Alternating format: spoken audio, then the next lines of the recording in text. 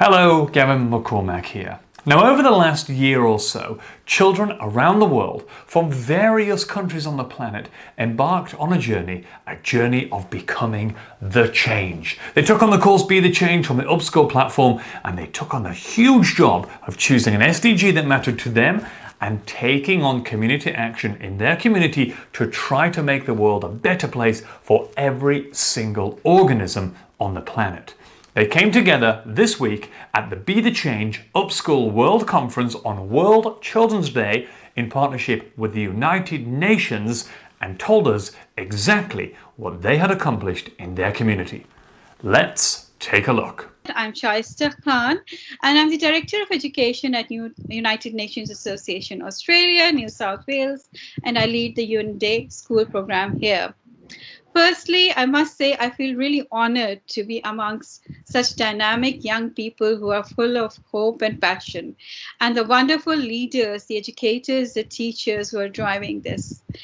And I would like to offer greetings in the 6 UN languages. Now, let's see how many of you can recognize what I'm saying and which language it is.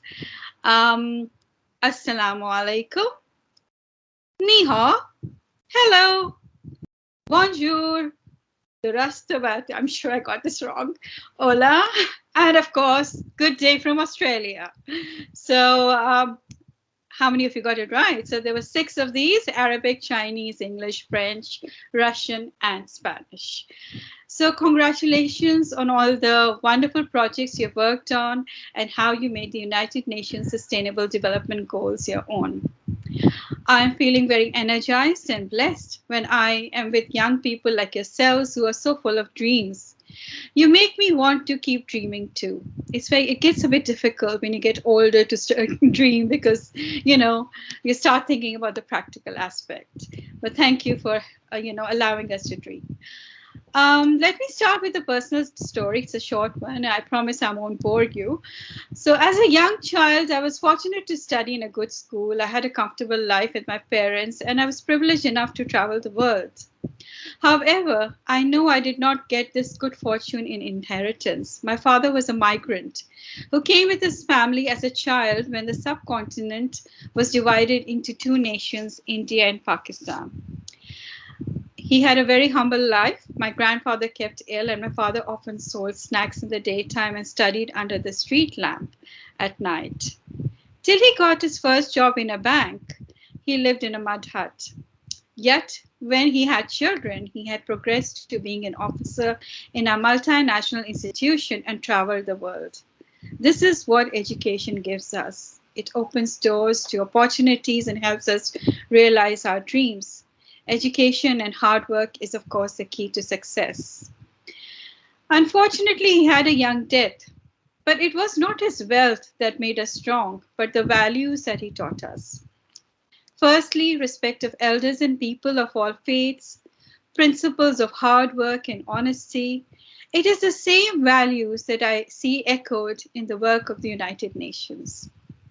We all come from different nations that are geographically have different borders, and we have different flags, but we all stand under one blue flag of the United Nations because that is what United Nations is, a platform for all of us.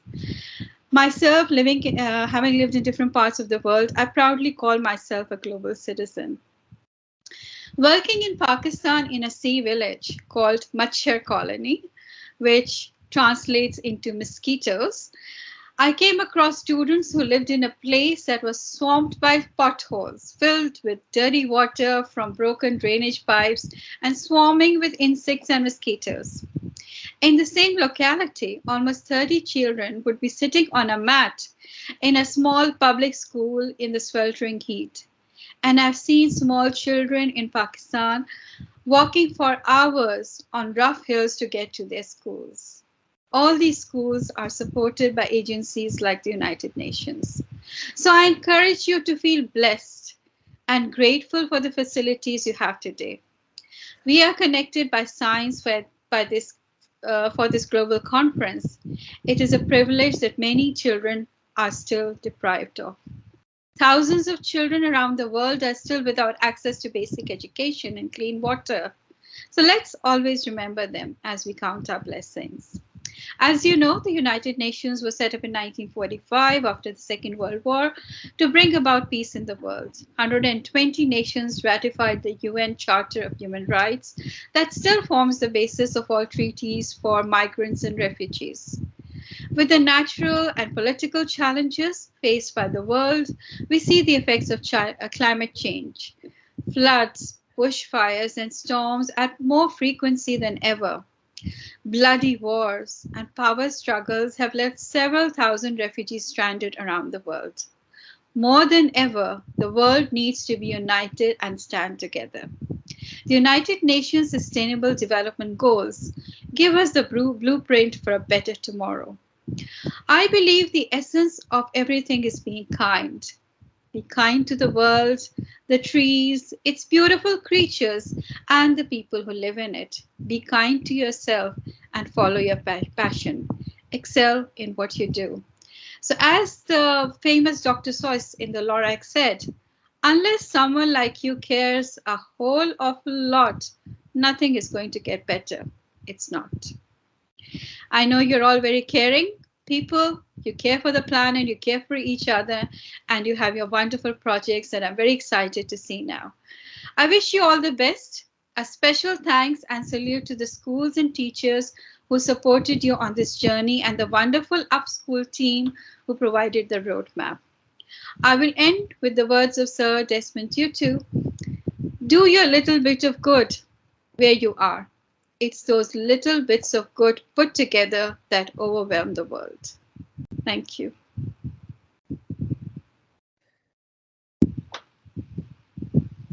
Thank you so much, Shaista Khan. That was so beautifully and well put together. We follow the words of Mahatma Gandhi, who says, "Be the change you wish to see in the world." And I don't want to compare you to him, but I must say that the work that you do, your volunteer work that you do for the United Nations, is an example to all of us today who are here, all the children, and particularly myself. We are extremely happy to have you here. It's really amazing that you took the time to share those words of wisdom. So thank you so much, Shaista Khan. May long your wonderful work continue and our partnership together with our schools. Thank you. My honor. Thank you. Thank you so much. Okay, now, without further ado, we have a really special moment at this point. Now, in the Be the Change course, as you know, we ask you to take on some of the world's biggest problems, and we ask you to think about how you want to take them on. And it's completely up to you on how that runs. So, we have the Living School up in northern New South Wales on the border, and they have actually decided that they are going to write a song and perform it. And today we're very lucky because they're going to perform that song to you. So if I'd like to hand over to Emma up at the Living School and your wonderful class, I will do that right now. Off you go. The stage is yours. Good afternoon, everyone, and good day from Australia. We're coming to you from beautiful Bunjalung country in northern New South Wales and would like to begin by acknowledging the elders past, present and emerging from this land. Earlier this year, we experienced the devastating Lismore floods, losing our school, homes, businesses and towns. We wrote a song in the aftermath of the floods as a response to the need for climate action.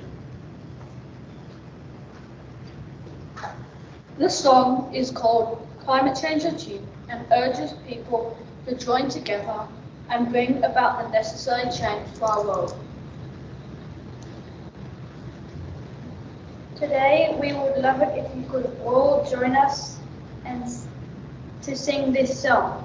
The lyrics will be displayed on the screen.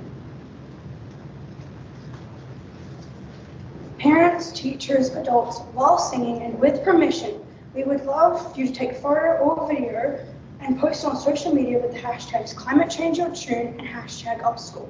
Let's start a movement and show the power of the world's children in taking and making action.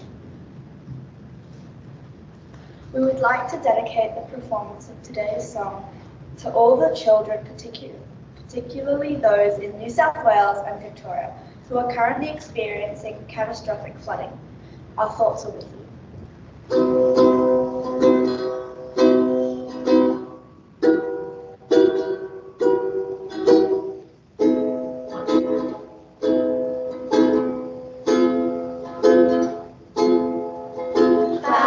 as the rainbow fades, the earth is counting down its days.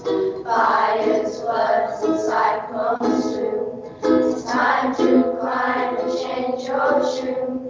Bound together in this place, heal the scars on our face. We need you to come with us, earning back your people's trust. Climate change is you, from the sunrise to the moon. Yeah, we've got to do this soon. Time to climate change is you.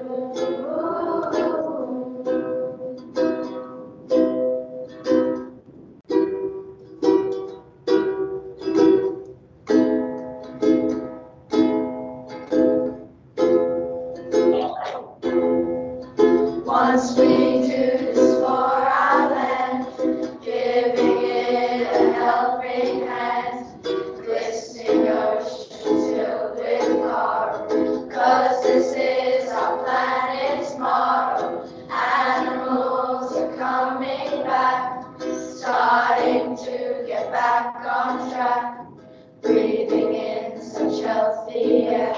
And on this planet we will share. Climate change is you, from the sunrise to the moon. Yeah, we've got to do this soon. It's time to climate change is you. Climate change is you, from the sunrise to the moon. Yeah, we've got to do this soon. Time to climate change is you. Climate change is you.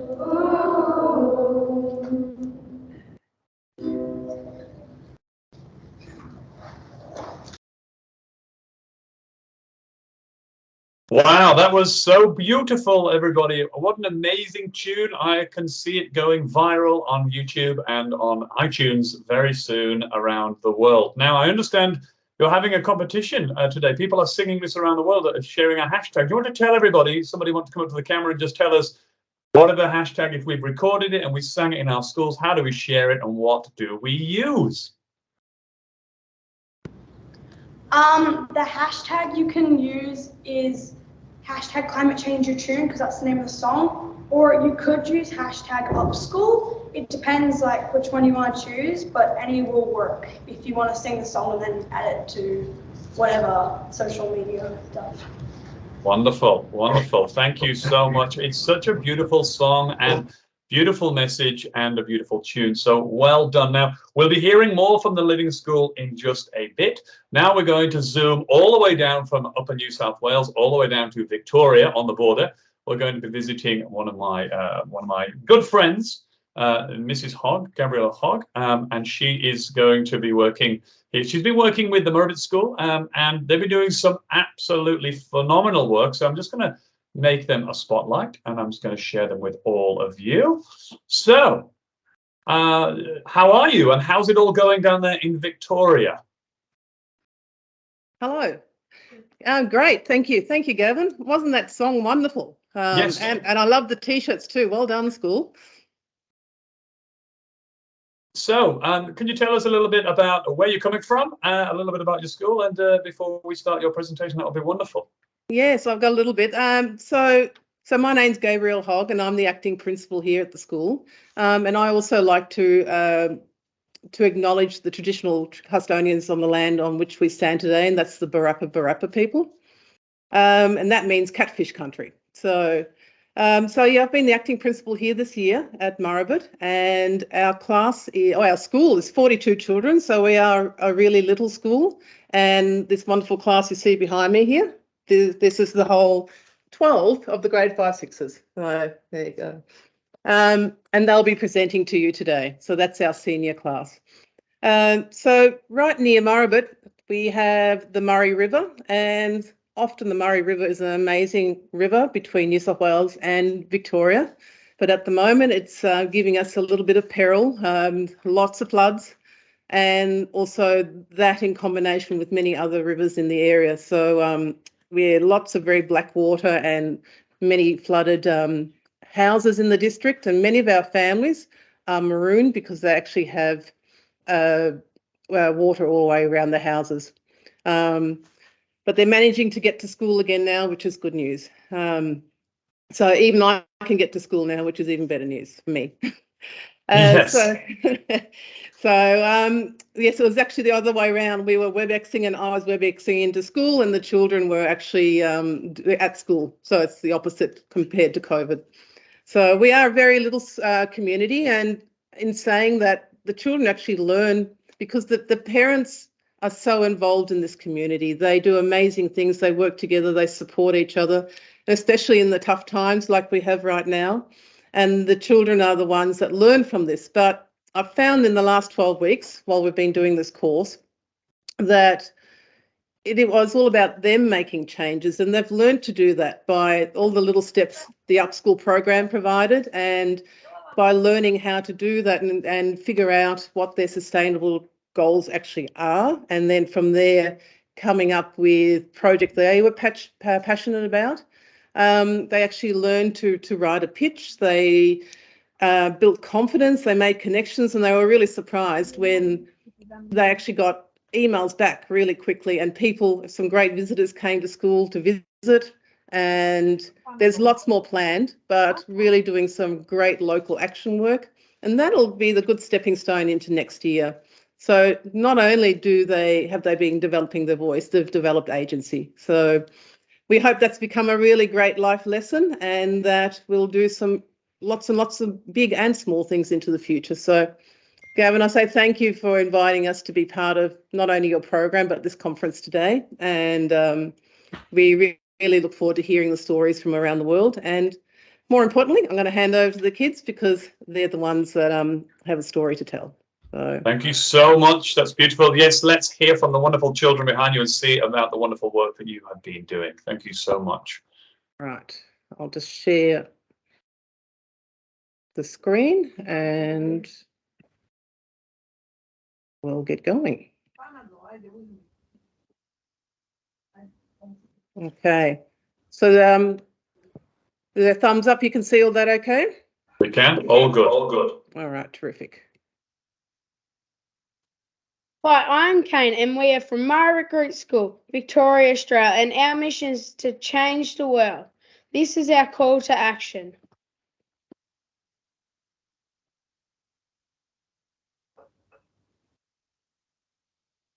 Earlier this year, grades 5 and 6 began their inquiry journey with a passion project. We then created a narrative with a purpose using Canva through Upschool. Money raised by selling the books went to a chosen charity.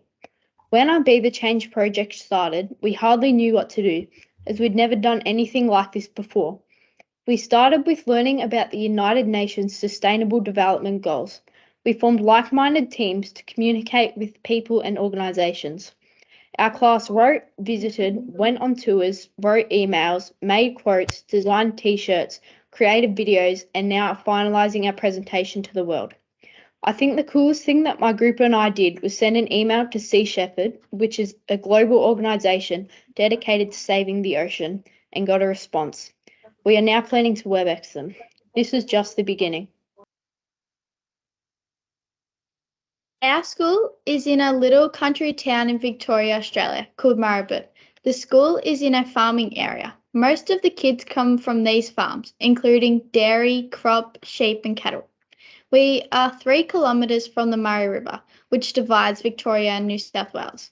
We have 42 children in the school and 12 children in our class. It's also a very sporty community. Murray Group School's beliefs is that every student has the ability to learn and that this best occurs in a flexible, warm, happy and positive environment. We are very sporty, smart, risk takers, independent and creative. This is the second program we have been involved in with Upschools. This is the first time we've made a positive change in our community. As a little but mighty grade 5-6, this is just the beginning of our journey. Personally, I like living in Murrabit because the school is very sporty and I love how everyone is involved in the community and everyone helps each other no matter what. Hi, my name's Cooper.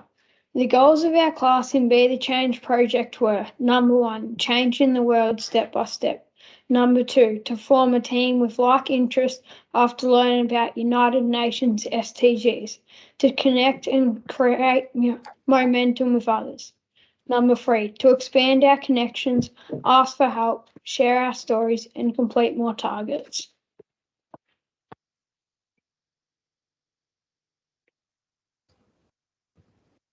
Hi, my name's Job. Recently, we've had a major change of focus in our communities as floods and unusual rain patterns slowly come through our areas. The community are working together for urgent local action. Some of us are looking after wildlife or other people's animals, helping to sandbag or inviting people to stay at our homes until the floods pass. There will be a lot of work after the floods pass.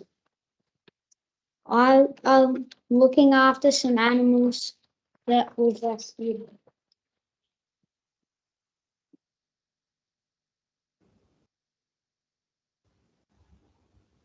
Hi, I'm Lila. Our group At the start of this project, everyone got to choose one of the United Nations Sustainable Development Goals, which they are trying to achieve by 2030. The 5 we chose are number 8, decent work and economic growth, number 11, sustainable cities and communities, number 13, climate change, number 14, life below water, and number 15, life on land. Our group chose number 14, life below water. We have been doing a few things to try help out, like getting a response from Sea Shepherd. We are planning to talk to them on WebEx. We also sent a video to Run for Reef and we're talking to them right now.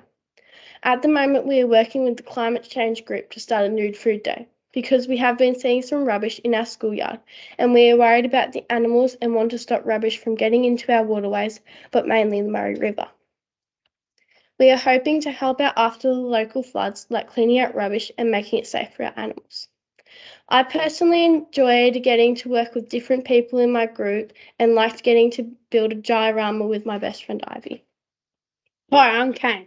We chose our SDG because we all live on farms. This makes it very important to us. When we get older, we want to take over the family farms in a balanced and sustainable way. Some of our biggest achievements. Firstly, we contacted Ted Ryan, the Murray Mallee Landcare Network facilitator. He visited our school and talked about sustainable farming practices and balanced farming. We coordinated a tour to a local farm with Ted and Darryl, who is the Land Management Extension Officer for Biosecurity and Agriculture Services. Personally, my favourite part of the project was going to a local farm and learn about sustainable farming. Hi, I'm Jed. Peter Walsh is our local minister and environment minister. He came and talked about new farming practices and rotational grazing. He asked us what our local calls to action were. My favourite part of this project was going to a local farm and learning about sustainable farming. We're making a booklet of our native trees at school. Another project is we're looking after animals that have been flooded out of other people's homes. My favourite part of this journey was making a flora about all the trees in the school. Hi, my name is Oliver. I chose my SDG 11 Sustainable Cities and Communities because I think that everything should have good infrastructure and development. My main achievement was getting Narello Donahue from the Murrabit Advancement Association to come to visit our school. She talked about all of the local projects that have happened in the Murrabit community. We have invited the Mayor of our Shire to come and talk about what makes a good town. One of our health services are also coming to talk to us about local action projects. At the moment, I'm also building a buddy bench for my school and making an information booklet about Maribit. Hello, my name is Drew and my SDG is number 13, climate action. I'm interested in this topic because last year my class did a speaking competition and my topic was about fossil fuels and global warming, and that's what inspired me to choose the topic climate action.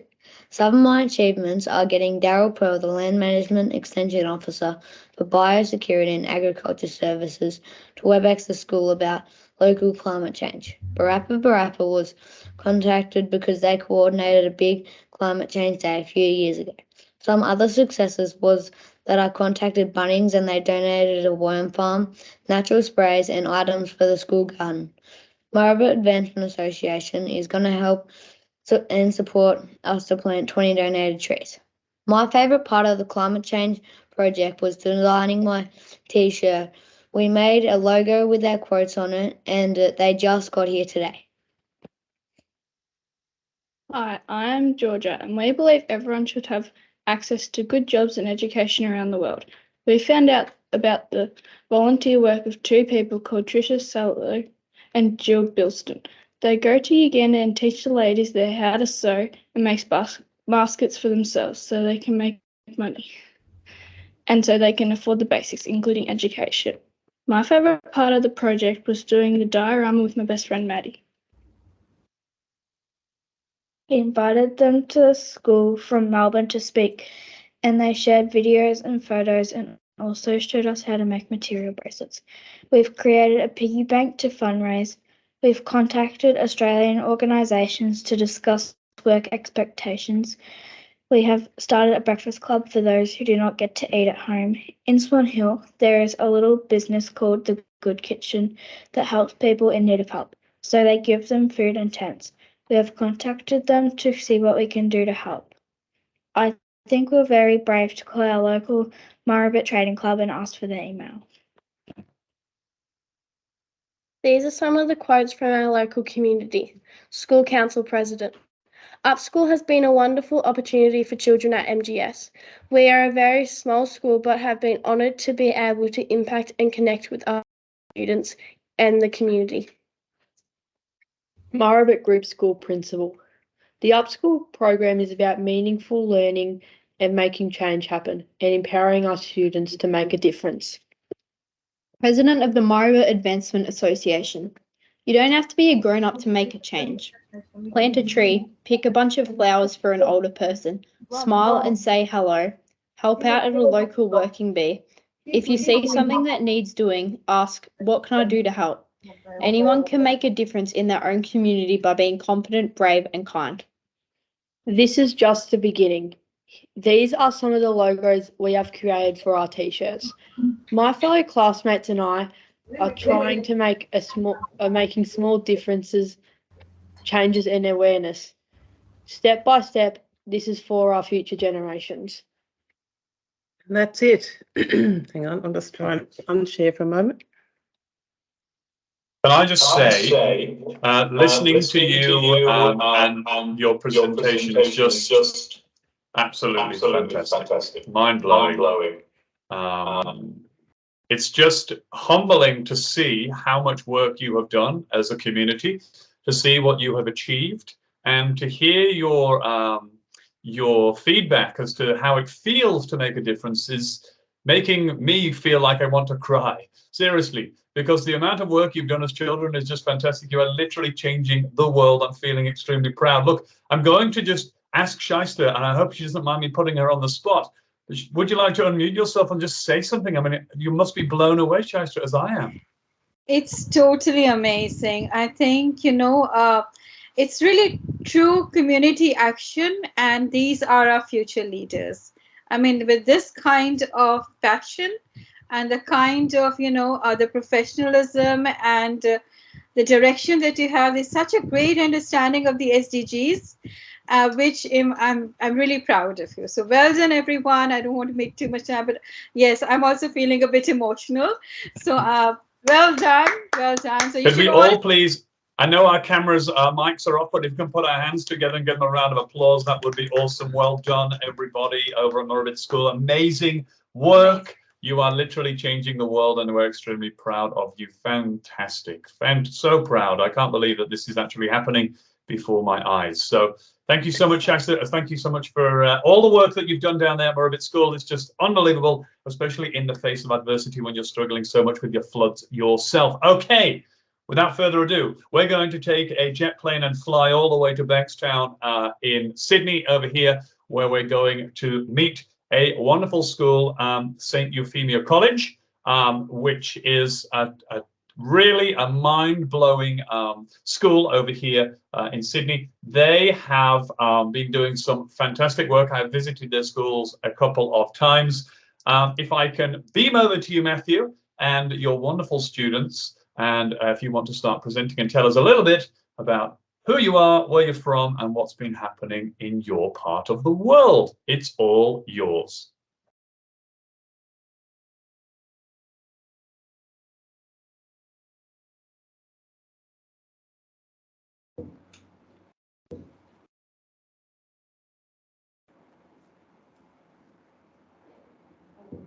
Wonderful. We can see you, and we just need to be able to hear you on the microphone. Hello.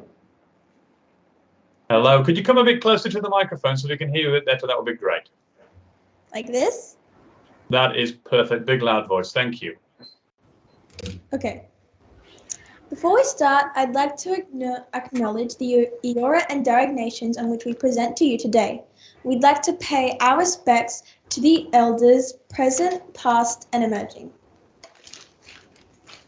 This is a story about empathy and action, a crazy idea from a group of students with the willpower to make anything possible. Age is no factor in this story, neither is status, because we all have the power to be the change.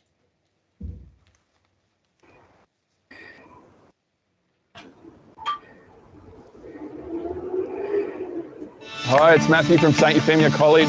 Hey guys, Emmy from the Bearded Bakers. And we have some exciting news for you. Now, 2 months ago, we got an email from a place called Upschool in Melbourne, and they reached out to us to say, would you like to build a library in an overseas country? And we decided yes.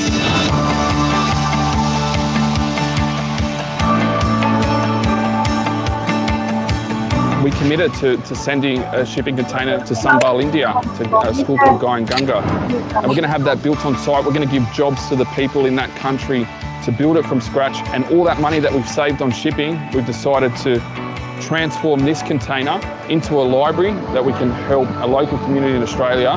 My name is Wendy, and this container behind me, we are decorating that and putting books in it to transform it into a library to send to Lismore. Because they've suffered a lot from the flood damage, and we're just giving them some extra supplies and stationery so they can continue their educational process. Their area has been damaged by the floods and their school's been damaged by the floods. Just a nice thing to give them a community library. Communities that have been damaged, and we want to teach our kids that they can be positive change makers and they can impact communities and people outside of these four gates to have a better quality of life and a better quality of education.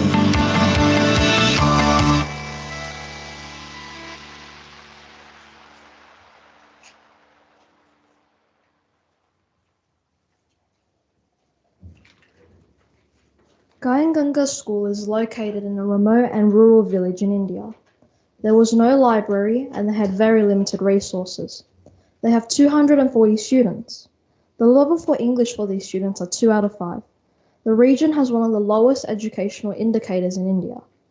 The government schools in the region are dysfunctional, while the private ones are unaffordable.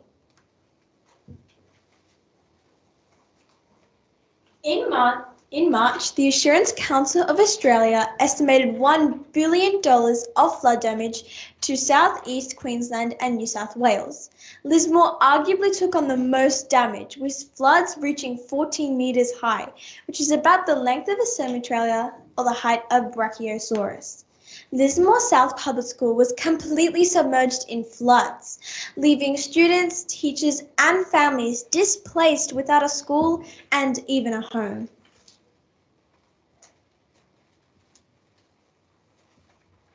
This is the story about a school in Bankstown.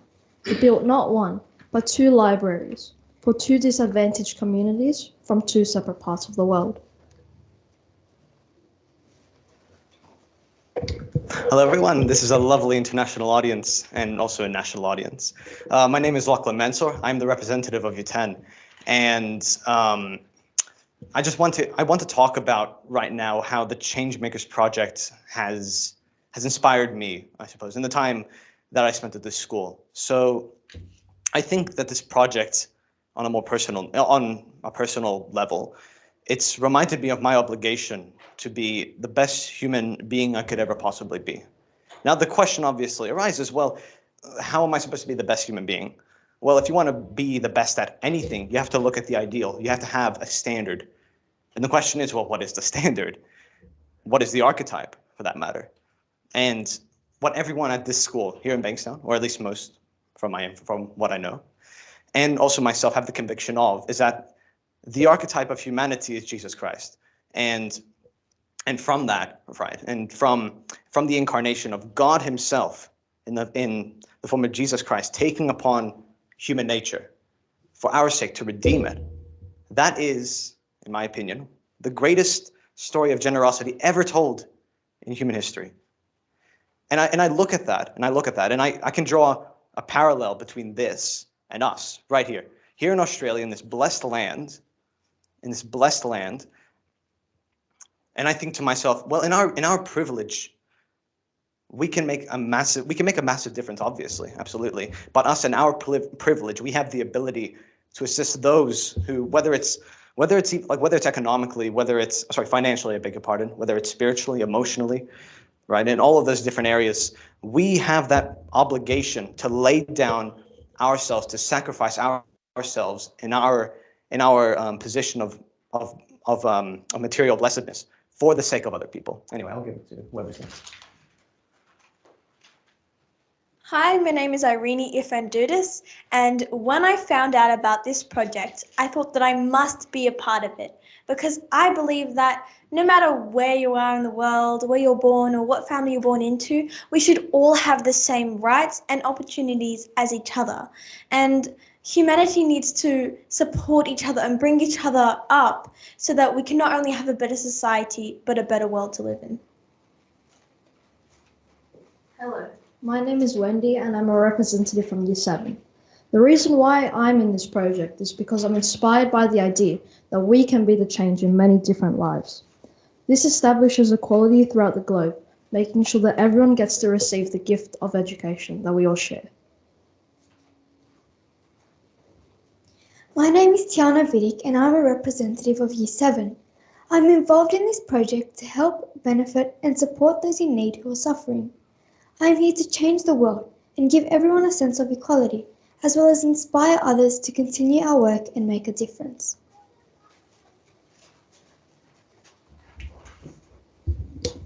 Hi everyone, my name is Hanny.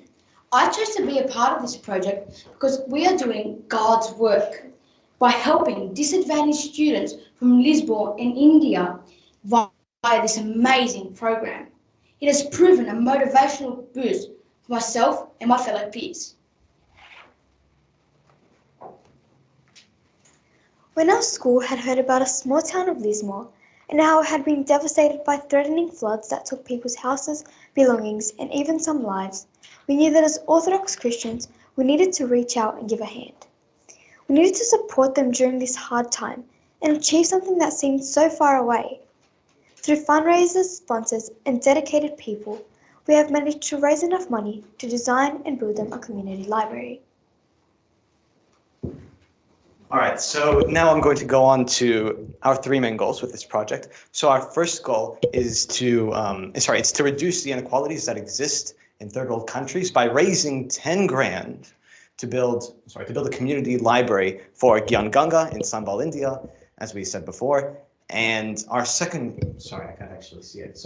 Our second goal is to source a shipping container to transform it into a library for a disadvantaged community in Australia. Now, what we want to do essentially with these first two goals is to pretty much mitigate the curses that come with poverty, and we want to take that bottom-up approach, right? And look, sorry, I'm so scattered, but basically we're taking this bottom-up approach when we're trying to confront the curses of poverty. And one of those curses is really mitigated educational opportunities. Now, as for our third goal, we want to inspire change in others and the world around us by first being the change we want to see in the world. And so what we want to do fundamentally is to lead the charge against the malice we see in the world. And to do that, we don't just simply confess our faith by word of mouth. That is not sufficient. Rather, what we have to do is we have to prepare our minds for action, as St. Peter once said. And basically, from that, over time in our lives, throughout the spiritual life, we are able to grow in holiness so that God's light may be filled within us.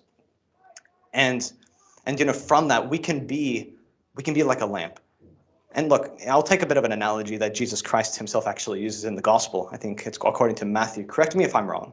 But basically, if you ever want to light a whole room, you don't cover a lamp you don't shroud it in a piece of cloth, or you don't, if you want to light it, if you want to light a room, you don't turn off the lamp. But rather, what you have to do is you have to place that lamp in a high position and let it shine throughout the room. And that is what we want to do. That's what we want to do as a school in this cause.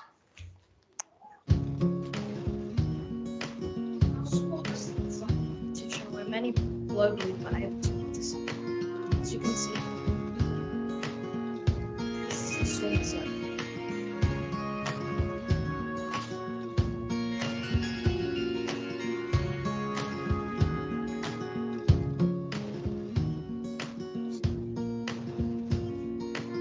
As you can see, this is the deck.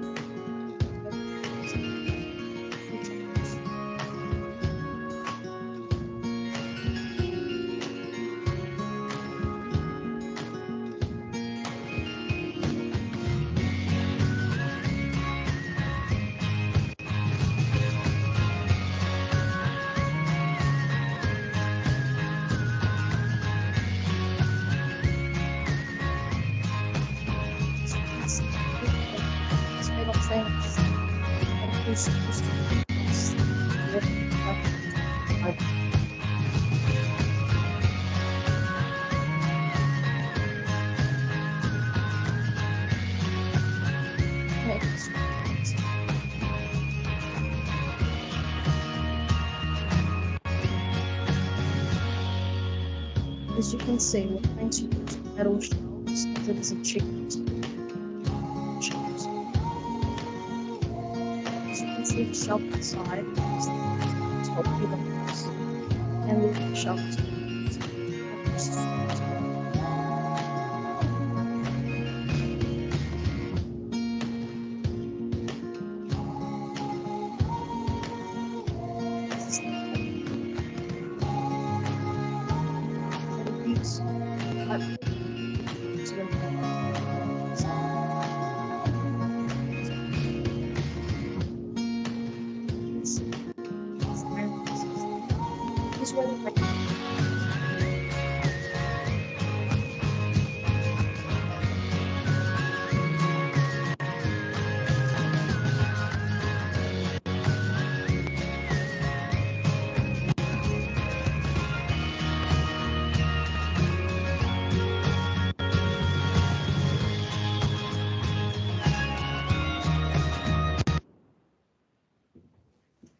All right, so I'm not an engineer. I don't plan on being one in the future, but here, as you can see, there's a lot of the little details that some very, very dedicated fellow students of that I know of in year 10 have decided to delve into. So notably Michael Katris on the left and Konstantinos Vidiniotis on the right.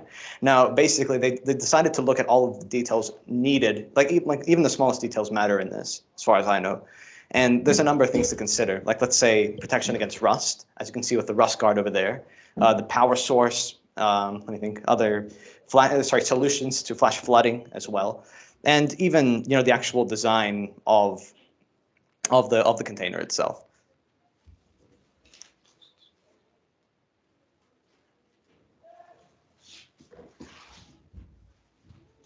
Here is a library that is designed by someone in Toronto, Canada. You can see the fun and interactive elements, such as the Monopoly on the roof, all vibrant colours and an abundant amount of art. I sure think the kids from Lismore will love this library.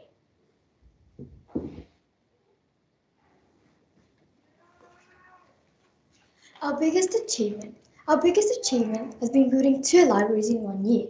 With the help of all, whether it be teachers, students, parents, sponsors, or even people that have donated, we have achieved most of this goal and changed these kids' lives in many ways. We are about to show you a video of the students from Ganga who said that they are thankful that we have provided quality education to poor farmers' children from a rural part of India. They said that the library will not only benefit them, but neighbouring communities and villages around them.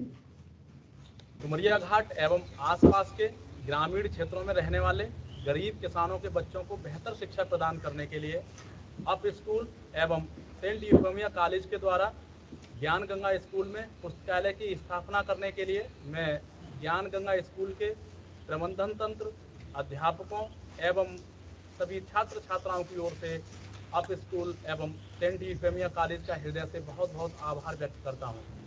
और मुझे पूरा विश्वास है कि इस पुस्तकालय के माध्यम से न सिर्फ ज्ञान गंगा स्कूल के छात्रों को बल्कि आसपास के सभी गांवों के अन्य छात्रों को भी इसका लाभ मिलेगा। धन्यवाद।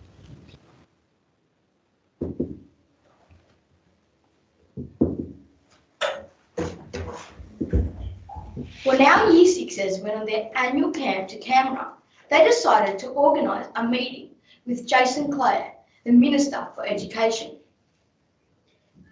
They asked him about the Lismore Container Library and what he thought about it. This was his response.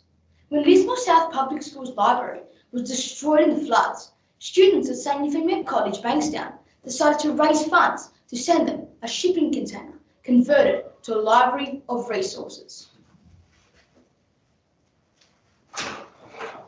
We wrote a letter to the Prime Minister of Australia asking for help and support, and he wrote back saying, "Thank you very much for writing to me about your library. When you tell me what you're thinking and what you believe in, I hear the voice of Australia." And this goes to show that no matter what age you are, or even if you're a small school in Bankstown, you can grab the attention of someone in great power to change the world for the good. Our school had a conference call of the Ganga School, and we're humbled by the gratefulness and positive remarks on our project. As one student from Ganga School quotes, "We can no longer use our poverty as an excuse for our academic achievements, because you have gifted us with a library of resources, shifted our mindset on the luxury and gift of education that we have." Our school conducted a survey of all the students of St Euphemia College to see what they thought about our project. All the responses were very inspiring. We have decided to share one with you. One of the students quoted, "I've gained hope. I've realised that with many hands make light work. We can change the world, give education to all. I've gained belonging and purpose. I've found my place in the world. That my purpose is to help others and give them their rights. Fight for what is right. I've gained responsibility to organise different fundraising events. I've gained awareness, knowing and learning about the problems different, less privileged countries have. And lastly, I've gained friends." All right, so concerning our achievements, we've actually acquired over 20 grand in 6 months from sponsorships. Now, in this process, we wrote to businesses, we made cold calls so we could advocate for our project. We learned about the power of resilience and grit, as sadly and disappointingly, over 100 businesses politely declined our request for support. Now, as aforementioned, students from St. Euphemia College met with the Minister of Education at Parliament House to discuss our library project. And he actually pledged to help us raise awareness for this initiative and was proud of our action and empathy. Now, aside from that, with that aside, we also have the future of our project. So not just the here and now, but also down the line. So we want to make a difference in every global issue we can. Our next project is to send a shipping container from Vietnam filled with rice to Sierra Leone in Africa. Now, our inspiration for this is it's a very fascinating story. So you can see the image to the very far right in the presentation of a certain Bishop Themi. Now, he actually operates an orphanage as far west, or at least in relation to Australia, as Sierra Leone in Africa, West Africa. And he actually had the opportunity to visit our school. It was really a blessing, a very humbling experience for him to visit our school and discuss his mission, its purpose, and the difficulties with it. I mean, especially in a country that's plagued with political, social, and economic turmoil. So basically, we were inspired by that, and we actually offered him to build a library, just like how we did like how we're planning to do with Ganganga and also Lismore as well. But he reminded us of something very important, and I quote, "Before we feed their minds, we have to first feed their stomachs." And he's referring to the orphanage children. And I think it's a very grave reminder that, and I know this sounds like so Captain Obvious of me, but hear me out. On the other side of the world, people's basic needs aren't even being met for like a variety of reasons, whether that's geographically, politically, and whatnot, economically. But I think what we can definitely learn from all of this is that all is possible with the grace and mercy of God. Hear me out. I don't know if any of you guys know much about Roman history, but Rome's first emperor, by the name of Octavian, he was once a sickly teenager. So riddle me this. If a sickly teenager can become Rome's first emperor simply through his own efforts, imagine what a person can do who is in synergy with the grace and love of God on his side.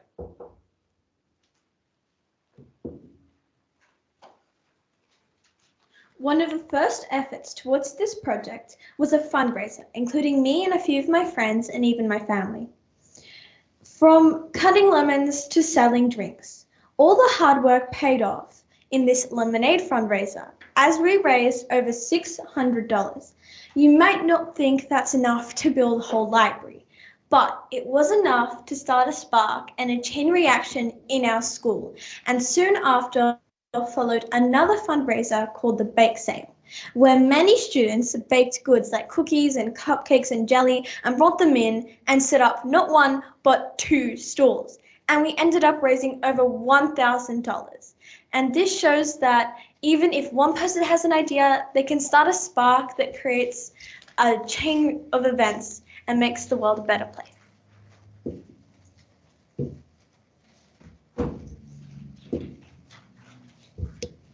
The Year 5 students from our school are participating in an amazing project by Upschool. We are writing a book for our Lismore library and also selling them on the Upschool website, with all profits going to charitable causes. This project helps us in writing and imaginative skills. It's a win-win. Behind, as you can see, a bit more transparent, are some of the books students made. Some of them being Alphabetical Airplanes and Our World, The Wheelchair Athlete, and Where Do I Go? These books are so inspiring and are ready to change the minds of disadvantaged students. Okay, sorry. Anyway, sorry. So as you can see in that image, the a local Kenefa company actually decided to help us with the delivery of the container. Yeah, sorry, my mind is out of my head today. But anyway, they decided to help us with the transportation of it. And you can also see in the image, we also received a sponsor from a local sporting team by the name of the Giants.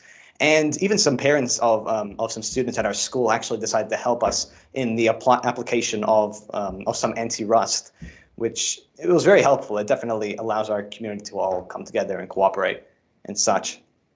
And you can also see the process of actually painting it. Sorry. Yeah, so some of the students actually started painting the mural, and it's almost done. We're almost there. And the theme is Candyland, which actually brings us back to what started this project, which was the fundraiser of lemonade stand and bake stall, which it's kind of like a really happy and a good reminder that we've all contributed to this in one way or another. And that's the big image of the mural there.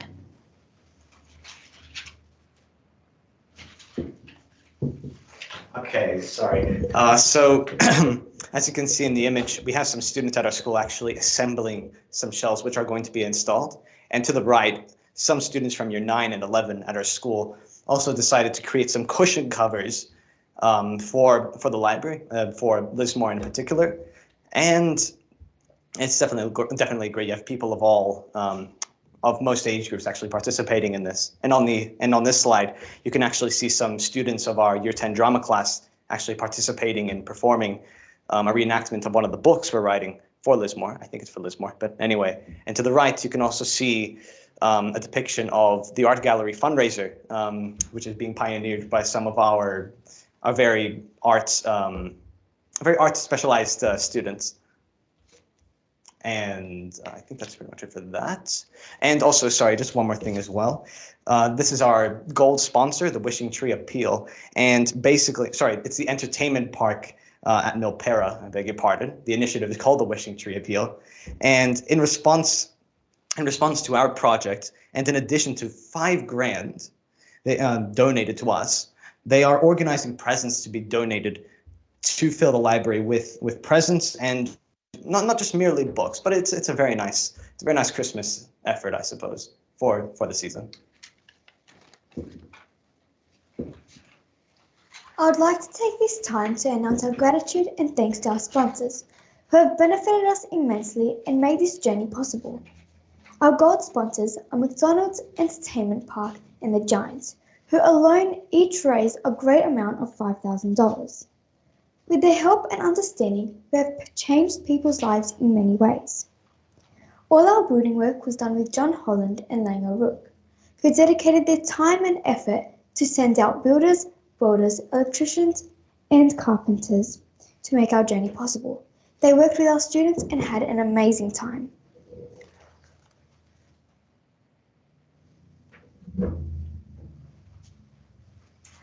We thank everyone who has viewed our presentation and would like to ask if you have any questions for us. Okay, can I just say well done? Thank you. I'd like everyone to put their hands together, if you don't mind, give these children a round of applause, if that's okay. The work that you have done is absolutely phenomenal. Once again, it's exemplar for everyone around the world, adults, politicians, CEOs, millionaires, billionaires, children all around the globe. The work that you are doing is absolutely unbelievable.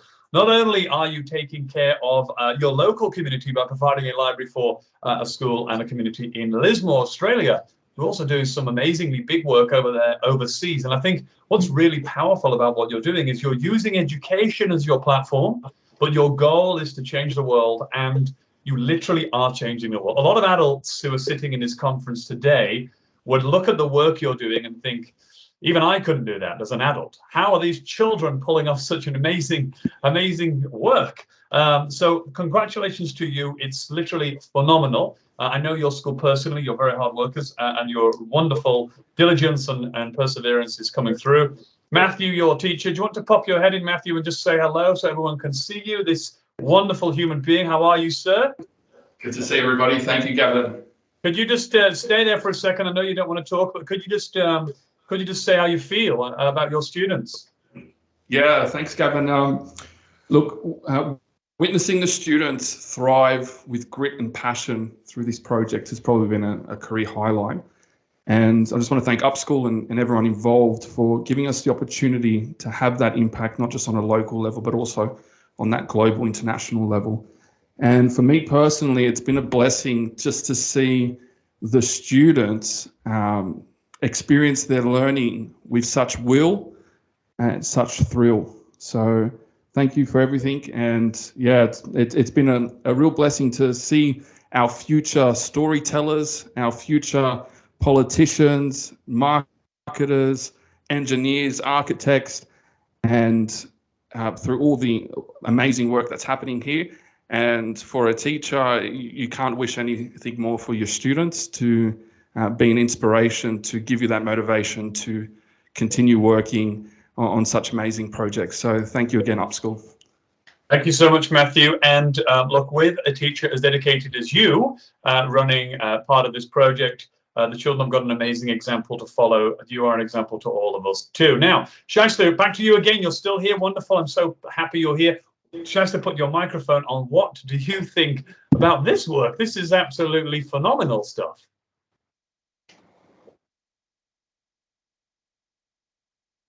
Shaista, you're on mute. You're muted.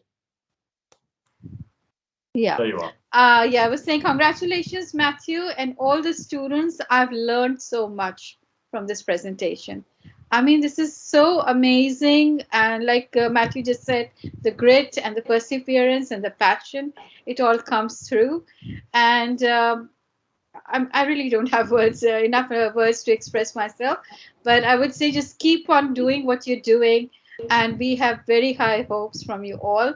And I'm sure you're going to change the world. You're already doing it. Thank you so much. Thank you, Shaista. Now, before we go to our next school, just very quickly, listening to you talk over there at St. Euphemia, you are obviously children in a school and you're going into the world. Now, I've got to say this, the world is in a pickle. We have a pickle all around the world. There's wars, floods, you know, all these things are happening. The solution to that problem is you. You are the future leaders of tomorrow. And this goes to everybody who's in this conference today, all these children. When you go into the world as leaders and you are the CEO of a company or a politician or even the prime minister, and someone asks you, hey, we need to build this new building. Shall we cut down the forest and shall we dig this mine? I hope and I'm sure that you will be the people who say, no, I don't think that's a very good idea at all. So look, we're very proud of you. It's very emotional to see this work. It's me and Shaista and the full team at Upschool. We didn't know how successful you would be and how big the work that you would achieve would potentially be, but you are literally changing the world. So look, from our side and from everyone on this side, we are extremely proud. I'd like to ask everyone to raise their hands on the cameras and give them a round of applause and say, well done. That's just unbelievable work. Thank you so much indeed. And we want to see your work continue. Now, we're going to take a trip now down to another part of town. We're going to be heading up to the north coast of New South Wales to a wonderful school, the Living School. They was with us earlier on. They were showing us their wonderful song.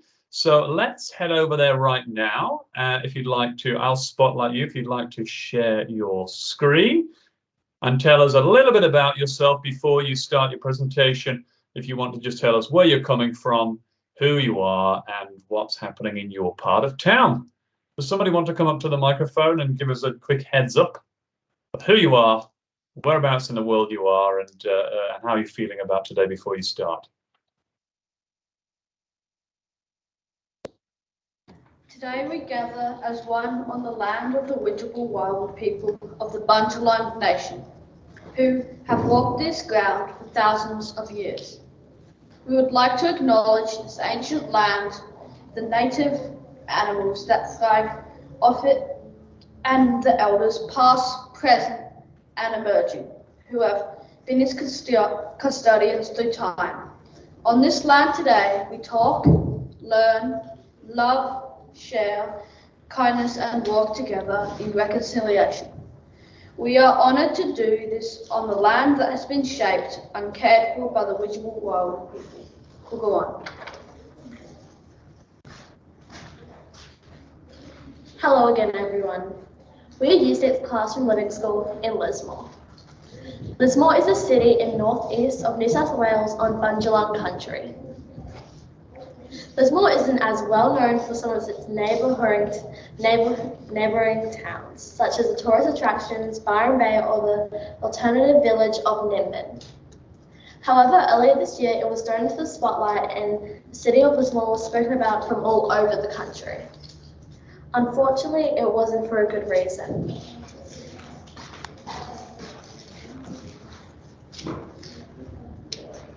On the 28th of February, following days of rainfall, the city of Lismore awoke in the early hours of the morning as the levee of the Wilson River was breached and floodwaters inundated the town. Hundreds of people were caught stranded on their roofs as the water continued to rise and wash through homes and businesses. SES and community volunteers set out in boats at first light to rescue people and animals, bringing them to safety. The flood peaked at 14.4 metres that day. Previously, the worst recorded flood for Lismore was in 1954 at 12.15 metres.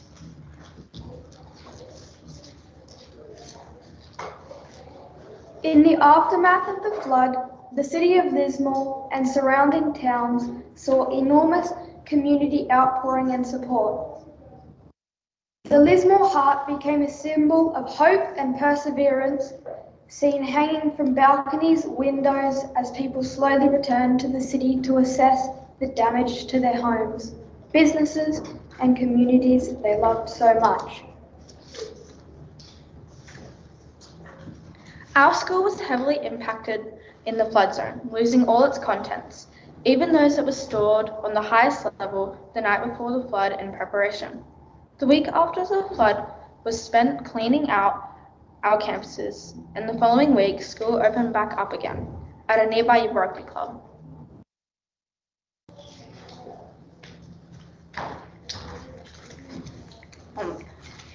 Learning out of the Lennox Head Rugby Club. Learning out of the Lennox Head Rugby Club was certainly an experience.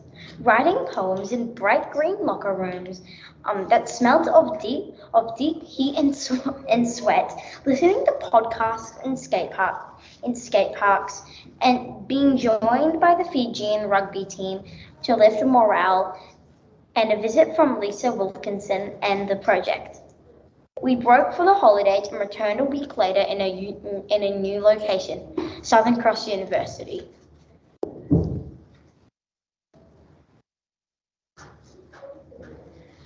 We have been located at the university ever since and await the rebuild of our campus in the city centre.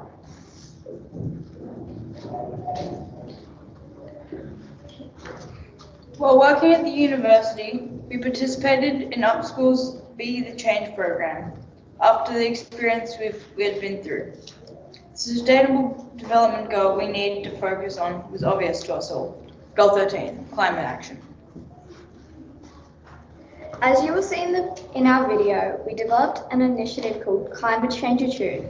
This was a song that we wanted to use to spread awareness about climate change, to urge people to change their tune about this issue and take any small actions they could. Our goal was to have as many people as possible sing this song on World Children's Day. Today, thanks to you all, we can tick that one off. Please enjoy our video presentation, Climate Change or Tune.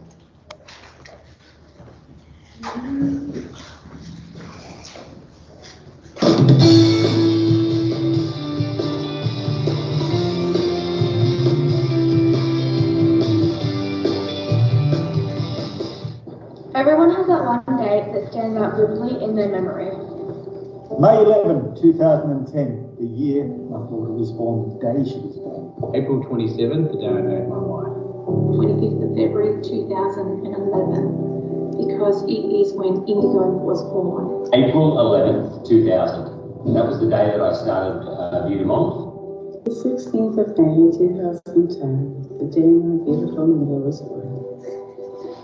On the 28th of November 2023, voluntary assisted dying will commence in New South Wales, the last of the 6 states to do so yet. Life was on the 8th of October 2020 when I got my girl, Barbara. For me, that date is the 28th of February 2022.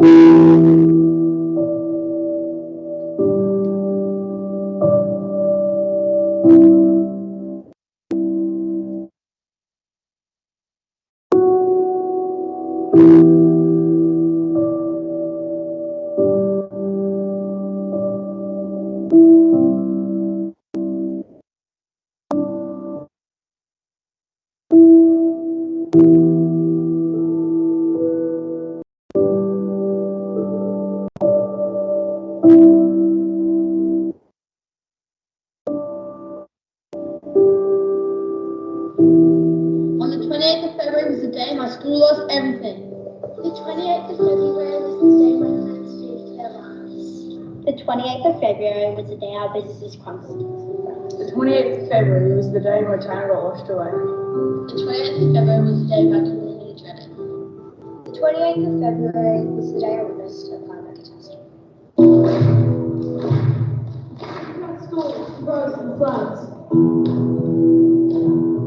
Flooded in, no one was told. This is hope. Don't be afraid. Coal mines was devastated and flooded. Mud. Walls surrounded quickly. Schools dropped everything it was. Mud. February 2022. Animals filling the air. Waters polluted. Mud.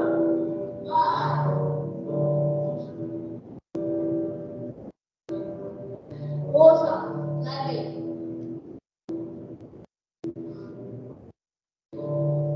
Oil. Petrol. Toxic chemicals. Landslide. Mud.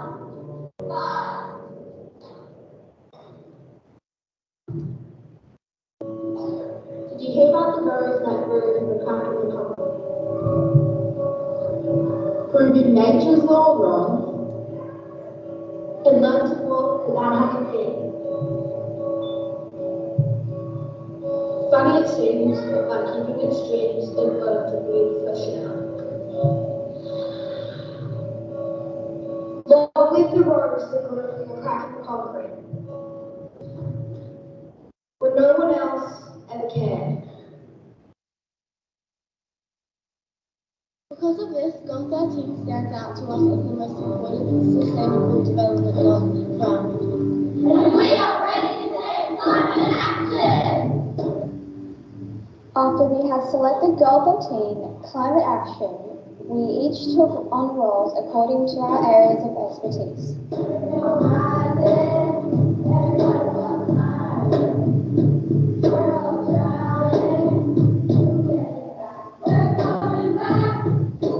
We then undertook much research, ideation, and discussion. After surveying the local community, we found that nearly every single person believed that the Northern Rivers was feeling the full effects of climate action, and were already doing so much to play their part. Despite this positive result, we kept focusing on one participant who didn't believe in climate change or taking climate action. We were so worried that the negative minority would drown out the positive majority. So Climate Change Tune was born. We are considering this our test run and hope our main event will fall on the 20th of November at the Global Children's Conference.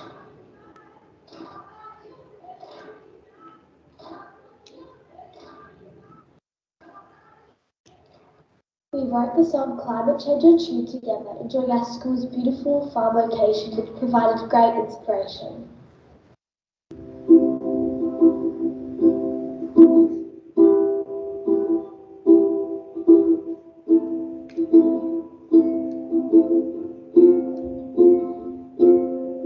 Cloudy as the rainbow fades, the earth is counting down its days. Fires, floods, cyclones too. It's time to climate change your tune. Bound together in this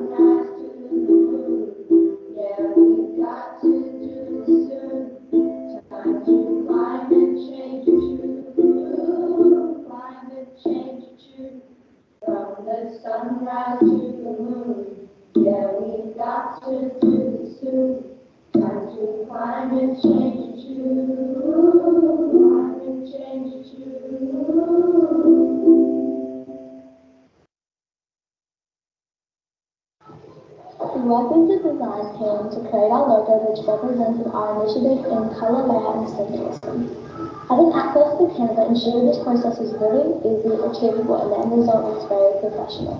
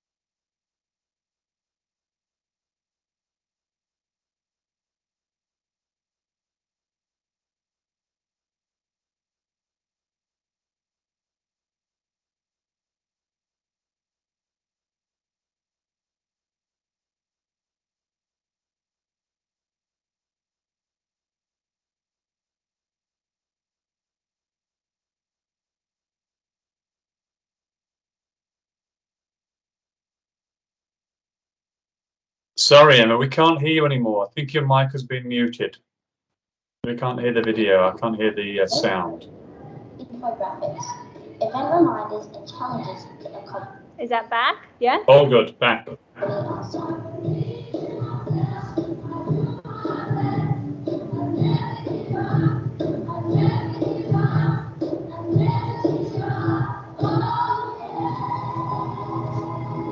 Now, we continue our campaign for schools to join and sing with us. Will you?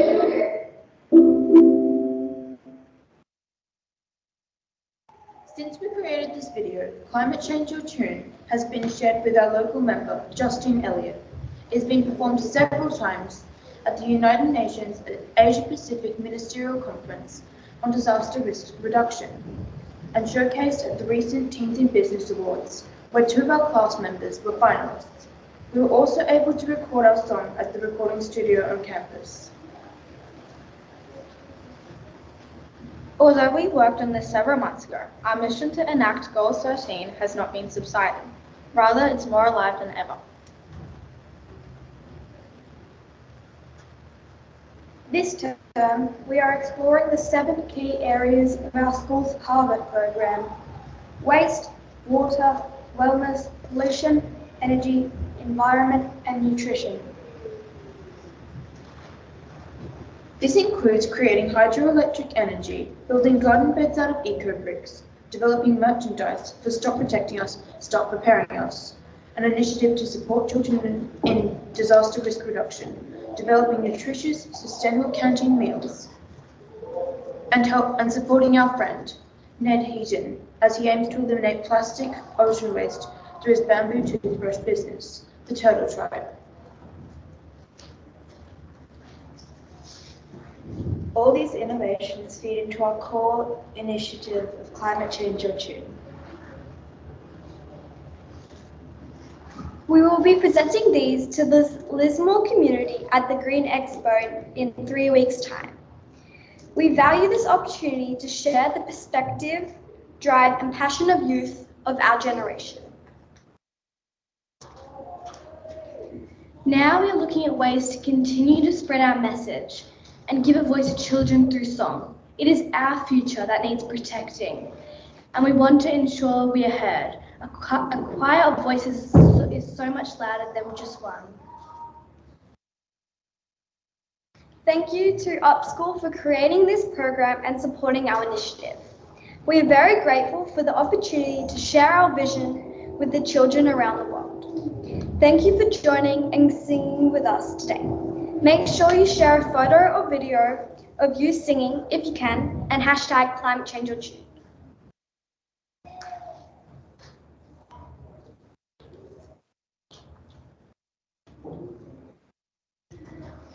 Thank you very much for your time today. It's time to Climate Change Your Tune. Everybody put your hands together, please, and give them a big round of applause. That is phenomenal work. Not only is it amazing work that you are doing, it's also an amazing message that you are spreading, and you have chosen to use the power of song to actually spread that around the world. And I must say, I like music, and your song is extremely catchy. When I heard it the other day, and the whole team at Upschool, we couldn't stop singing it. So you've already converted 3 big grown men into your climate change and tune song. So I'm sure the world will take that on next, which is just phenomenal work you're doing over there. And just to see, your school was so deep underwater. I mean, that's just really terrible. Most people would think about taking care of themselves first. You thought bigger than that. You thought about taking care of yourselves and taking care of the world at the same time, which is just phenomenal and inspiring other people around the world. There are many children watching this around the world that are thinking, goodness me, or what an example to follow. Now, I know your teacher, Emma, is hiding around the corner there, probably feeling shy, yes. But I would like to call her out. Maybe I'm not supposed to use her first name, but never mind. I'll get in trouble later. Hello, how are you?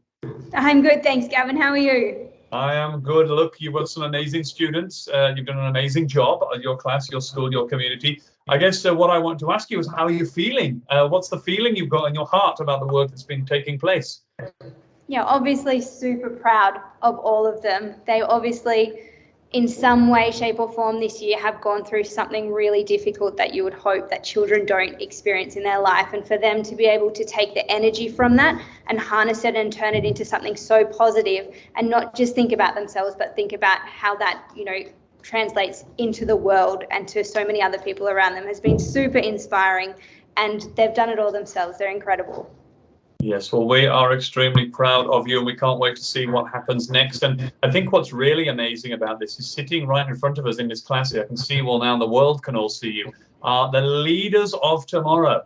Whatever you do, whatever you become in this world, you will have very strong morals and a very good heart. And I think that's more important than any kind of money or monetary things that we can buy. So look, we're extremely proud. You've done an amazing job. May the work continue with you guys, and we are very happy that you've done such wonderful work. Now, we are going to take a trip now. We're going intercontinental, where we've been around Australia. We're now leaving Australia, and we're going to fly all the way over to India, where we're going to go to Delhi, and we're going to have a presentation by Delhi Public School, Dwarka Expressway DPS. Before we do, we're going to hear from the principal of that school, Dr. Priti Olja. She is here right now, and I'm going to beam her in and unmute her so she can have a chat with the world and tell us a little bit about her school, how she's feeling, what's been happening, and then we'll hear from her school. Hello, Dr. Priti Olja. How are you? Good morning, Gavin. Thank you so much for creating such a beautiful platform for our children to showcase what they think, what they plan, and what they have implemented. I think on behalf of the Delhi Public School, Dwarka Expressway, Gurugram, management, parents, teachers, and children, welcome Honorable Shasita Khan, the Director for Education, United Nations Association of Australia. I'm extremely grateful to you. I would like to let you know that we all students in every class are viewing this presentation. All the children of this entire program that they have created for you all are preparing through a presentation. They all are excited. They are happy. They have implemented. They have already spoken to Gavin about it. Gavin has been a huge source of inspiration to all of them, that a change can be brought. Even one of us wants to do that. And for this, if all of us are there together to hear them, it has already inspired them to do what they want to. Thank you. With these words, I would like my school children to start their presentation. Thank you so much, Kevin. Thank you so much. And just while that's happening, we've got quite a few students talking here. So just quickly, the DPS students, if you're talking, you'll need to put your camera on. You'll need to unmute yourselves when you speak. But also the person who's sharing the slideshow will need to share their screen now. Thank you so much, Dr. Priti Olja. We're very proud of you and your school. You've done amazing work. Let's find out what's been happening over at DPS. If the person would like to share their presentation, that would be great. And then we can hear from your school. Thank you.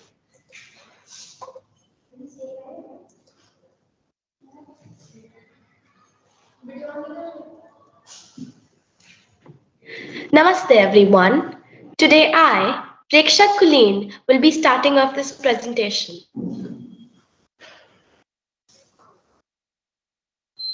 I am privileged to present our endeavor and journey towards achieving UN SDGs at the United Nations Conference itself.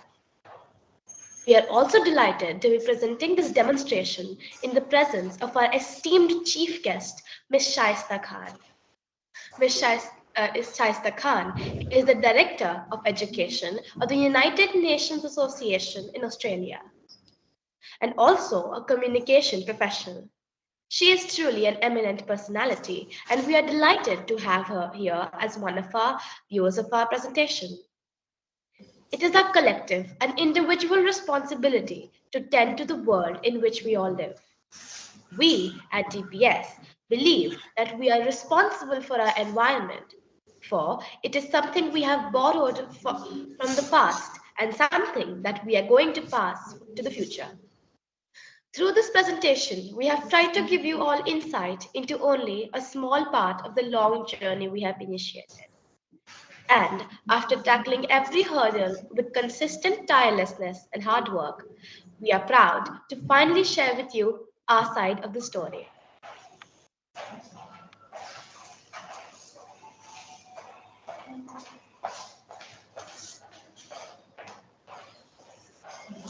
Hello everyone, I'm Aaron. Our motto, Service Before Self, showcases how we are tirelessly working towards the direction of protecting Mother Earth from utter devastation. Our service towards the world in forms of plantations and donation drives are indisputable examples of our work in the fields of sustainable development. Being inspiring, dutiful, responsible, aware, and working towards global citizenship and a bright future. We believe that our lives are completely dependent on the environment around us. And so, before tending to our needs, we believe that serving the natural environment around us is just as important. In order to have a bright, cleaner, and greener future, we continue to work with much enthusiasm for the betterment of the society and our environment. Namaste everyone, I am Abhishek Tandon. Now let us meet the dedicated team that work tirelessly day in, day out to bring you a manifestation of the innovative ideas, goals and values of Delhi Public School Dwarka Expressway. We thoroughly enjoy taking up duties that align with our hobbies and passions to work towards the common goal of bringing to the forefront the initiatives taken by our school with the objective of making this world a better place for every living being. Here's our talented team. We have Ala and Aaron, our skilled videographers, Abhishek, myself, and Priyanshi Arora, our graphics in charges, Anaga, our meticulous researcher, Ananya, our hardworking interviewer, Garima and Preksha Kulin, our eloquent content writers, and finally, Lohitaksh and Yuvika, our innovative creative managers.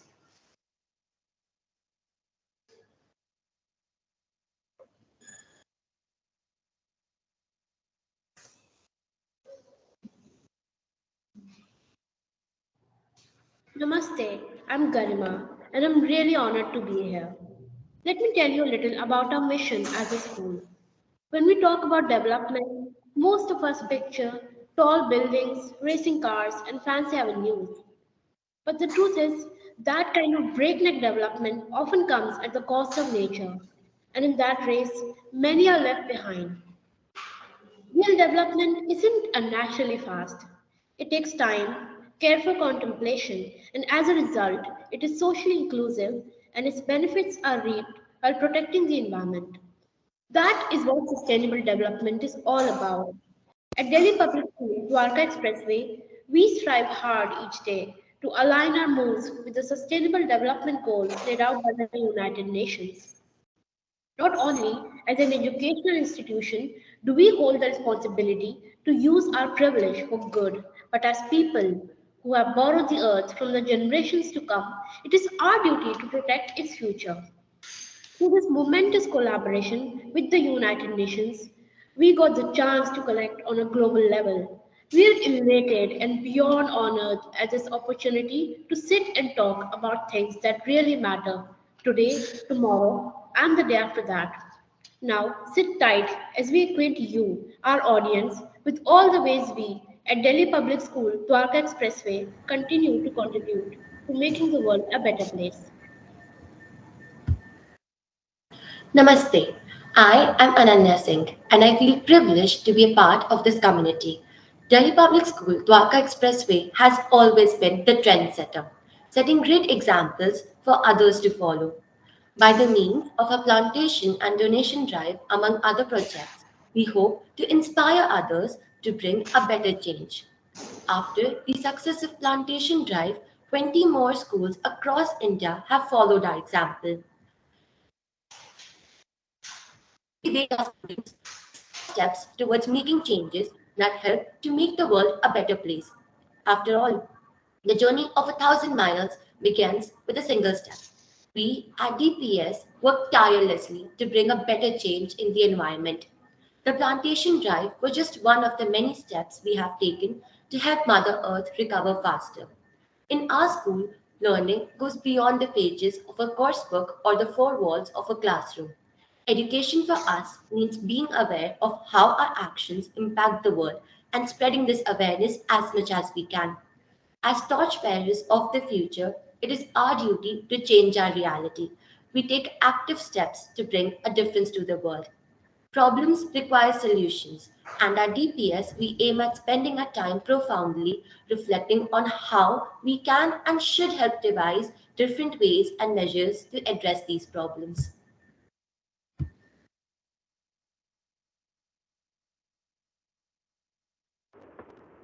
Namaste. I'm Yuvika from Delhi Public School, and let's talk about the achievements of our school. The media has been more than generous to us in providing coverage and support of the event to be showcased with much grandeur. A large piece of land that could well have been used for commercial purposes and turned into just another parking space was turned into a forest. This was a one-of-a-kind movement, first in India, which set up a precedent and got other schools to follow. This was also a huge community building movement. We were able to provide our students with live botany and entomology practicals to the help of our forests, which we use as a live laboratory. We know how important it is to give back. So, to teach the youth about the joy of giving, we decided to organize a donation drive at our school. From old age homes to orphanages, all the students ardently participate in these drives. They help instill a social conscience in the young minds and help shed their materialism. This was also a step that we took to address social development goal number one, poverty. Not just in India, but globally. Poverty is a very real and a very alarming subject. To fight this distressingly widespread issue, these drives help inculcate the habit of reusing resources in kids. DPS has always been a trendsetter by the means of our donation and plantation drives, among our other projects. We hope to inspire others to bring the change. And now, we have inspired over 20 schools to have a forest of their own with our actions. We believe in conquering our goals by working towards them actively.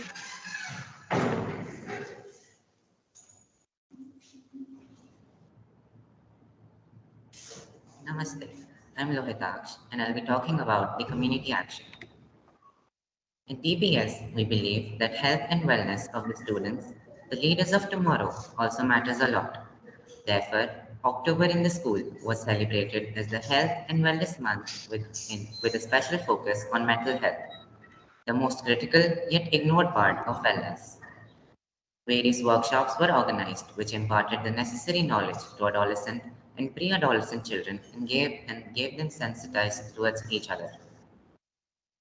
Drishti and Bunyad. Delhi Public School Dwarka Expressway has initiated Drishti, the school mental health program enabling change and awareness towards mental health in parents, teachers, and students. Bunyad, we have started another partnership program under Drishti. We initiate parents to share their ideas and collaborate in the teaching process for development and betterment of student community.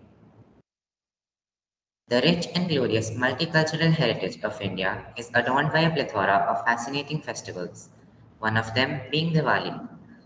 Diwali, the festival of lights, is a festival of happiness. But during this festival, people burst crackers and fireworks, which are a source of pollution. TPS, being an environmentally cautious and responsible school, urged its students and parents to go green and avoid bursting crackers. We also spread awareness among the students through various plays and acts.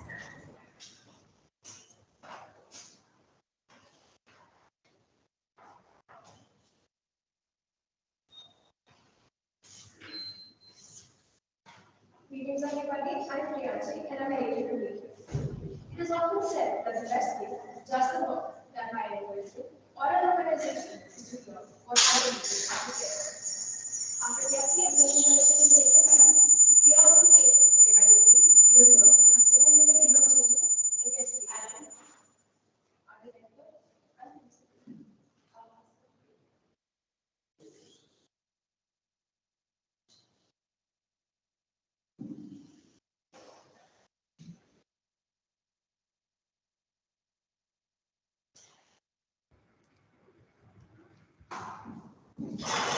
We cannot do all the good that the world needs, but the world needs all the good that we can do.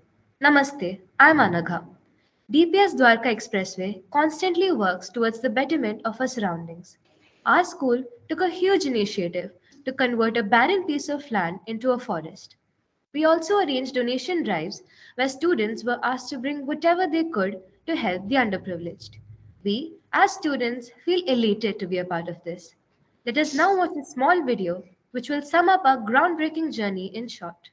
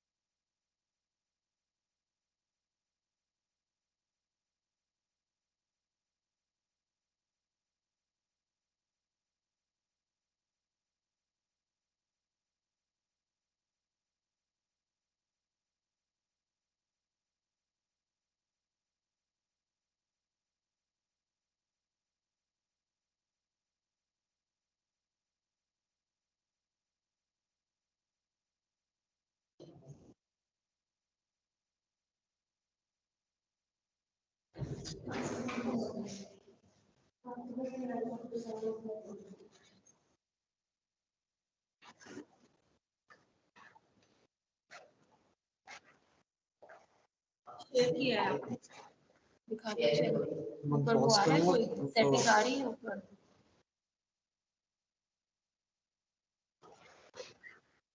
Slide show बंद करना पड़ेगा आप camera में दिख रहे अच्छा अच्छा अच्छा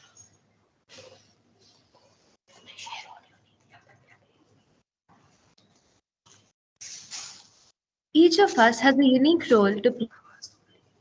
Yeah, you got rid of it. Change they want to see in the world. As rightly said by Nelson Mandela, we can change the world and make it a better place. It's in our hands to make a difference. ये लगा था आप share करके ऊपर से वो किया था आपने सेटिंग्स आई थी उसमें नेटवर्क होता है दोबारा कर सकते हो share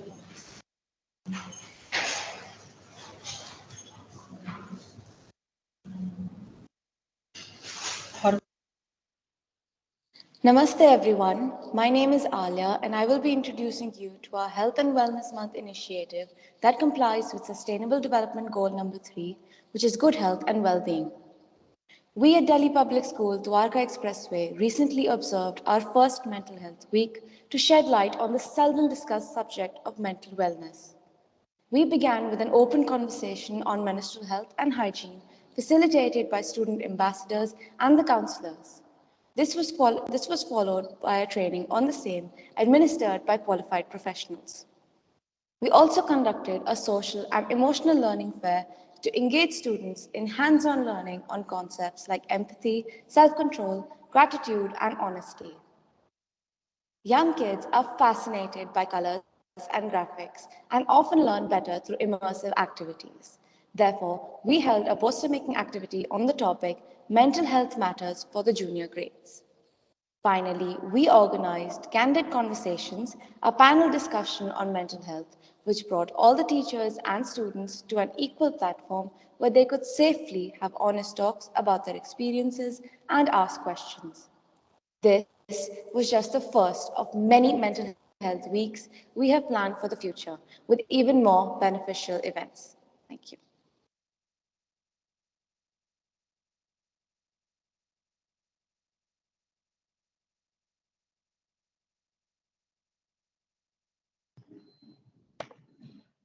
Namaste again, everyone. This is Preksha Kulin again. Here, I would like to take the opportunity to express gratitude to our teachers because without their help, this project wouldn't have been possible. I would like to specially thank Ms. Payal Goyal, our English educator, for her incredible leadership and guidance along every step of the way. Also, I would like to thank her headmistress, Ms. Prableen Kaur, for her support and suggestions.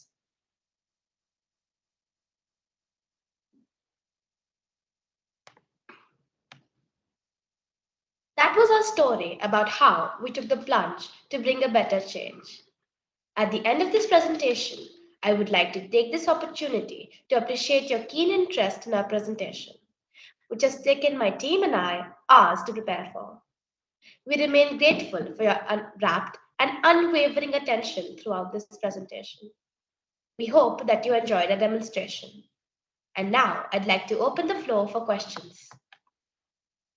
Thank you so much. Can I just say, put our hands together, everybody, for this amazing work once again as we travel around the world seeing this phenomenal activity from schools all around the world. This is incredible. I mean, having wellness and health and well-being in your schools for younger children, planting a forest. I mean, this is not small work. This is very big work and can be very tricky to actually achieve. Now, Shaista, again, you are still here, which is fantastic. I saw that the children honored your presence here. We are delighted you're staying for this long. We know you're a busy lady, yes, but you can see how important it is to the children that you are here, and it's really important to us too. Now, I wondered, you know, looking at all of this work, how are you feeling about what's happening here? I mean, they planted a forest. They're doing wellness and health and well-being for their own school and their community for the younger children. I mean, how does this sit with you? You are part of the SDGs. You put them in place. You're initiating them here in Australia. When you see them, these children achieving such goals all over the world, what do you think? Well, first of all, congratulations, bravo, hurrah. I'm not sure what words I should be using. I want to use all of them. Great, amazing work. Let me tell you that when Gavin first shared with me about the school adopting the forest, I was so thrilled. I shared the news with my colleagues at the United Nations Association Australia, and we were like, this is what we want to see. We want to, see that spark and how you have lighted that spark and how 20 more schools you're already telling us are now following your steps. This is amazing. Congratulations to each one of you, all the school administrators and the team of students who are behind it. And thank you, Gavin, so much for all your passion as well. So all I can say is keep doing the good work. You are our future, and we have high hopes from you. I knew about the forest. I didn't know about the other activities and projects. But I mean, not just, all the presentations, you're right, Gavin, I had other things to do, but I just can't keep away. So I keep coming back to your conference. And all the schools that I've seen so far presenting, the Living Schools in Euphemia, Bankstown, Delhi Public School, and the Murrapet group of school in Victoria. I mean, such amazing work. And what I can see is that, they've used the local knowledge and they've come for, done the problem solving. They have now, they truly understand what climate change and SDGs are about, and they're working towards it. And what St. Euphemia is doing, brilliant, not just nationally, but also internationally. And this is what this is all about. The United Nations is about, the SDGs are about. United Nations goal number 17 is about working in partnerships. And unless we all work as partners, things will not get done. So every little action that we take, and you're not taking little actions, you're taking big steps. So thank you, everyone, and keep on doing the good work. Thank you so much, Shasta. It's so nice to hear those kind words, and I'm sure it means the world to all of these children who are tuning in. When I actually was lucky enough to go to DPS and watch the inauguration of this forest, and I turned to one of the girls, and she's here right now. I won't make her embarrassed, but I can see her on the camera. And I said to her, how will you know when this forest is a success? And she said, when the first bird arrives, we have succeeded. And for me, that was just a phenomenal moment in my life. Yeah, definitely. Yes, so beautiful. Well done. And well done to Dr. Pretty and all the staff and the children. Now, before you leave, we've got one final school to go to. And when I say final, I don't mean we leave, the smallest to last. This school is an absolute powerhouse when it comes to changing the world. And I won't say much about what they've been up to. I will leave it to them to explain this themselves. We're actually going to take a trip now. We've been to Victoria. We travelled over to New South Wales. We then went back to New South Wales a bit further south. Now we travelled all the way to India. We went to Delhi, and now it's time to go to just outside Mumbai, where we're actually going to meet our wonderful children. And I see these children every single week in my live lessons, Rise Experiential School, and her principal mom is here. Nega, I would like to put it over to you and just introduce your school and just tell us a little bit about where you're coming from, how you feel, what's been happening, and then we'll hand over to your first group to talk about climate action. If I hand over to you, if you don't mind, that would be great. Yeah, thank you, Gavin. First of all, namaste from India to everyone here, the land where Mahatma Gandhi was born. I'm Megha Ahuja, the principal of RISE, the experiential school. And first of all, I'd like to acknowledge and thank Upschool team, the platform, for giving this opportunity. Special thanks to Ms. Shaista Khan for her collaboration, to the wonderful schools and students who have just put up this work, and their work is phenomenal. I'm already having some goosebumps when I see them talk and doing some amazing work. And of course, all the parents for their collaboration. Something about my school. My school is set up in the countryside, which is surrounded by farms, and like farming is the main occupation over here. Our visionary, Mr. Shikhar Srivastav, he has a vision where he wants children to explore their interest and live their passion. And it's an absolute delight, because through Upschool projects, our students actually got that opportunity to take learning beyond textbooks, make an impact. They were learning to make an impact, and they could see what the change that they are making. And of course, the most amazing thing was they're learning to celebrate it, to see the change, and not for getting a grade or marks in an exam. So today is a very special day, a special moment where we are getting the opportunity to celebrate our learning with our students, and I just can't wait to get them going. So I think over to our students now. We'll have yeah. Okay, thank you so much. That's really profound words. And look, we are so happy that you have taken on our course here at Upschool, and some of the work that you are doing is phenomenal, as all of the schools who are attending today. And what's really great is we are intercontinental. We're across the world. All of these children tuning in from all over the planet, you are literally broadcasting your message to the world. So thank you so much. Without further ado, what we'll do is we'll then we'll go over to your first group, if that's okay. So if you want to share that screen, and then the first group who want to talk about that want to switch on their microphones. Just a quick heads up, only put your microphone on when you're talking. If you're not talking, switch it off, because we can hear the background noise, and we'll hand over to you. Thank you. Climate Action SDG Group, off you go. First of all, good morning, everyone. I am Sanchit Barde. And I am Gopal Wag. We both are from RISE, the Experiential School, India. Today, we are here to represent our journey of and understanding of SDG 13 climate action. Many of us may not know what is SDG. We will give you an insight on the same. SDG is Sustainable Development Goal emitted by the UN in 2015, which provides a blueprint for a better and more sustainable future for all. With the help of Upschool, Be the Change project, we have understood more about SDG and chose SDG 13 as our burning issue. We are showcasing our journey. So, are you eager to know more about it? So, let's start.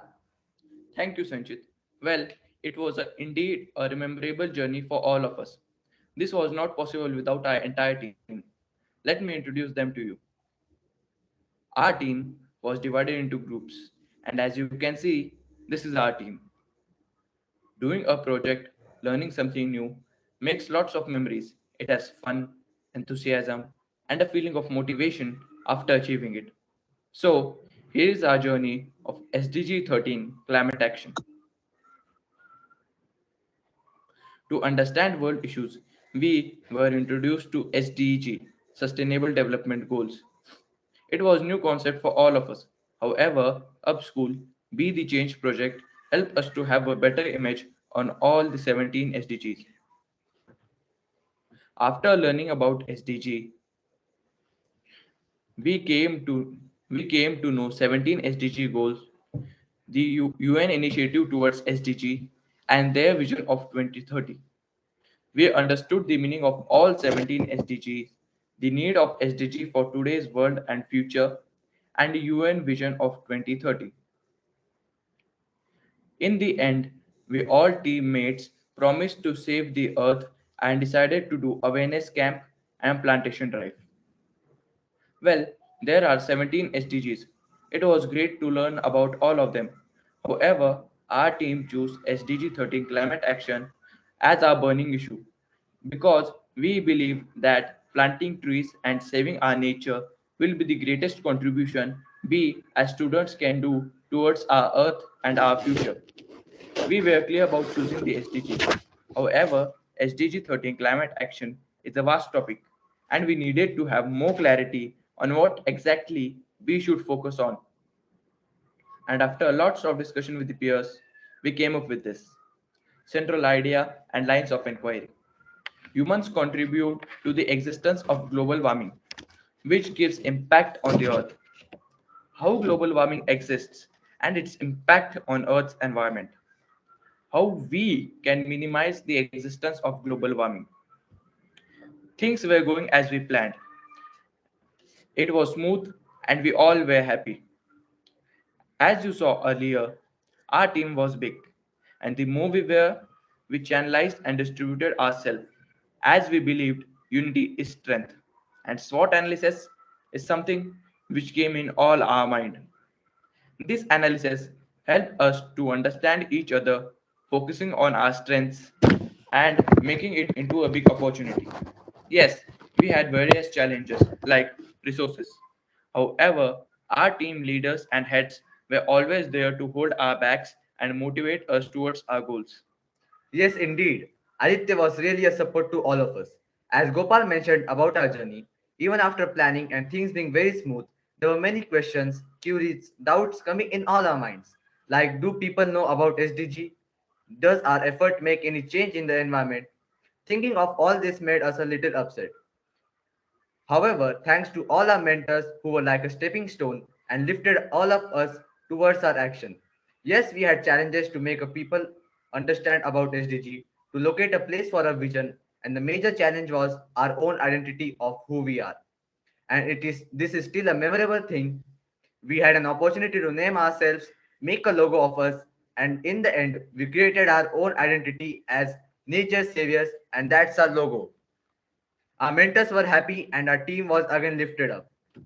To more about overcoming our challenges and risk we had and some opportunity to do community connect. Mr. Kiran, Mr. Martin and Mr. Ganesh shared us their understanding of how the world works and how can we save them. Interacting with them was really great as we nature saviors learned a lot about climate action. Things were all coming in a place and we were at the first step of our vision. We did a street play near a school, Pimpalga Baswant, on saving environment, no pollution Diwali and no firecrackers. You won't believe. There were more than 100 people around us, watching us do the act, and it was a success. We believe that it's not only our vision, there are many people around us who agrees with the same. We painted walls, painted pillars, and spread awareness in a school and our local areas. And last, so there is a vision and goal. It was an amazing journey of months with fresh memories still in mind. To come to this moment where finding out land and getting approval for planting trees was not so easy. Special thanks to Chhatrapati AK Foundation who provided us with 100 plus saplings 100 plus saplings for the plantation. Yes, there were some terms discussed of giving them 100 saplings back, but that's okay. All that mattered to us as we nature saviors took an initiative towards our Mother Earth. Yes, it is not that big, but we are happy, and that's our success story.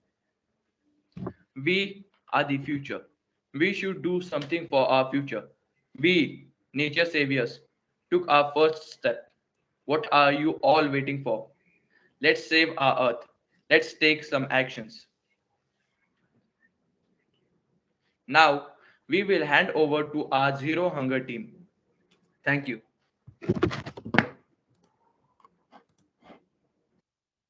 Thank you so much. Just while you're doing that, amazing work. Once again, very big work that looks impossible for even adults to achieve. You are achieving. Well done.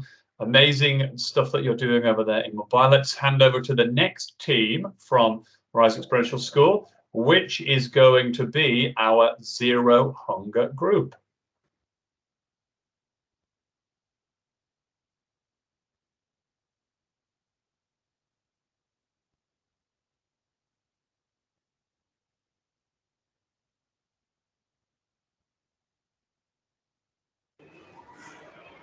Hello everyone, I'm Vidhi. And I'm Kartiki. We are from Rise the Experiential School. Our school is located in Pimpalgaon Basant, Nasik. We have a home-friendly school with beautiful scenic and a great landscape. Our school gives us a feeling of working together as a team and a family. The mentoring done by our tutors and the encouragement given by our mates, schoolmates bring trust a best in us and individual. Our team is named as Helping Hands. To come up with a word which reflects our aim, we had a voting session on Mentimeter for selection of our group's name. The main idea of this logo was developed by the hand of goddess Lakshmi. Let me introduce you to our team heads. Leader Tanmay Nirgude, Creative Manager Kartiki Jadhav, Training Manager Vidhi Thakkar, Technical Manager Shantanu Mandlik, and Om Zankar.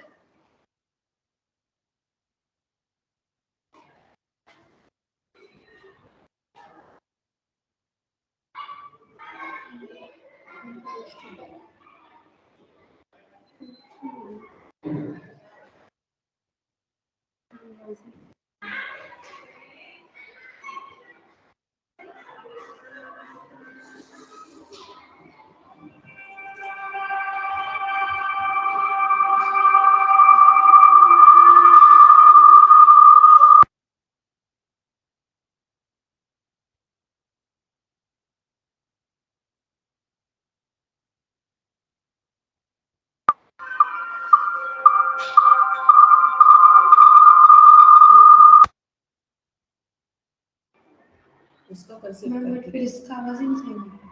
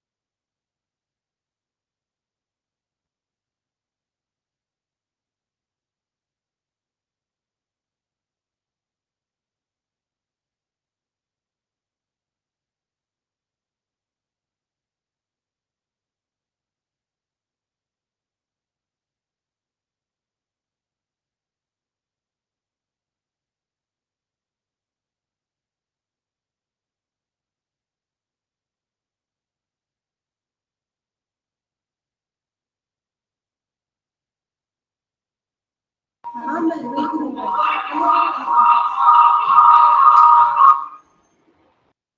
मैं mute कर मैं लिख हो रहा है मैं इसको बंद कर उसको चलना मैं इसको बंद किया तो आवाज कैसे जाएगी एक करूँ ना आवाज मैं बोल रहा आवाज नहीं आ रहा मैं अगर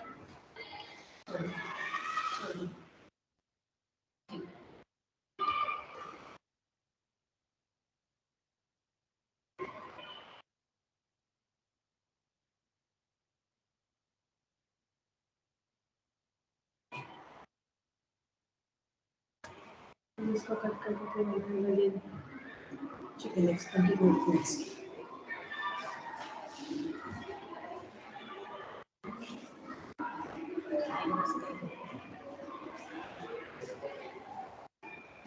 Our mission is to develop an understanding of zero hunger and working to bring a change stepwise from individual to global.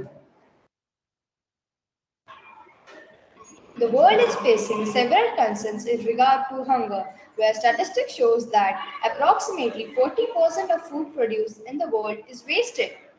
Keeping this current scenario in mind, we began the journey through Upschool projects. We attended live sessions and then started Be the Change project. One of this interesting activity was Connection Wall, where we connected with the other classmates who shared the similar problem. We were introduced to SDG goal, where we chose SDG to Zero Hunger. Brainstorming session was conducted with the group where we actively participated to find out the reasons and problems related to food wastage. We gave our insights and ideas to execute and target the problem.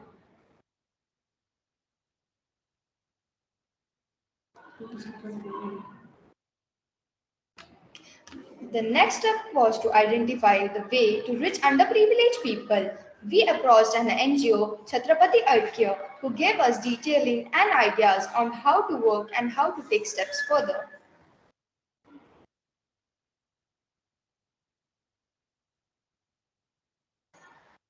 We looked forward and tried finding out methods to address this issue seriously and also pass on a message globally, keeping our school as a model.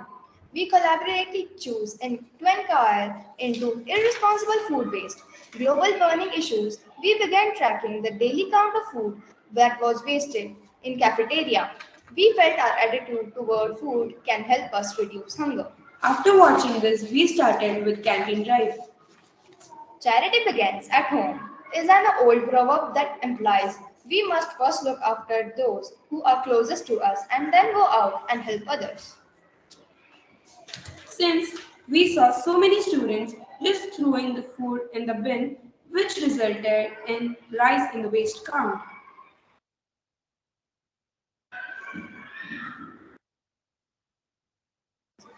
We designed posters, made announcements at the assembly, went to classroom to sensitize children, and stood near the dustbins to remind people about the situation in the world and to not waste food. We decided for some of the major tools like writing an essay on food waste, hunger, etc. The positive influence was seen, acknowledged, and appreciated.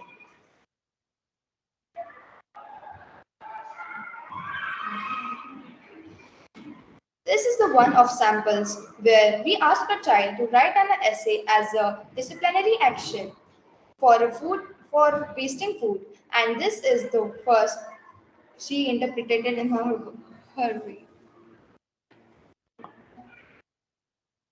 We encouraged our group mates to bring out nutritious and healthy ingredients to make something healthy. Our group collaboratively chose and our group collaboratively took a decision of making a sandwich which was made by involving all the members in the group. Everything right from cutting down was everything right from cutting down the vegetable to packing it in an hygienic way was done by us.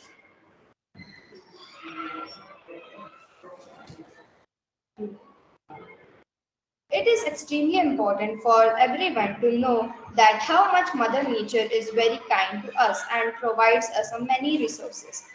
To make the students realize the importance of food and to stop food wastage, guest lecture was conducted where the member of NGO Chhatrapati Aikya gave everyone insights on the various methods to stop food waste. He showed us a step on taking actions regarding the same. Expression is the best way to create an awareness, so a mime act was done by the group members, which is uploaded on social media sites. As we all have already watched the video.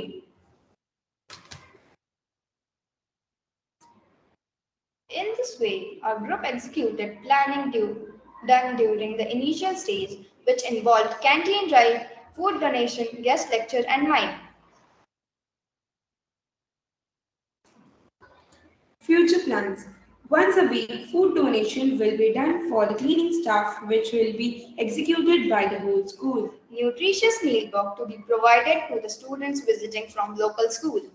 Active work presentation and awareness to be done on social media sites. We as a group would really like to appreciate all the members who are wholeheartedly got involved in the project and executed it nicely.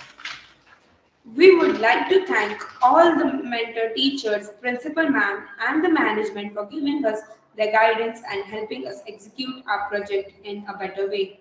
We would like to thank Gavin sir for giving his valuable time. I would like to hand over to Quality Education Group.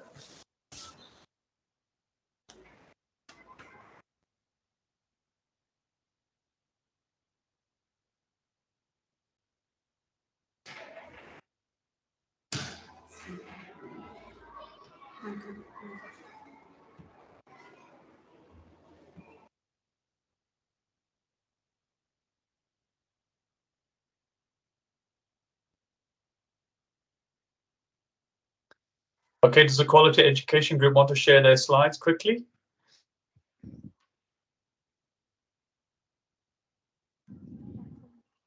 Mike, sir.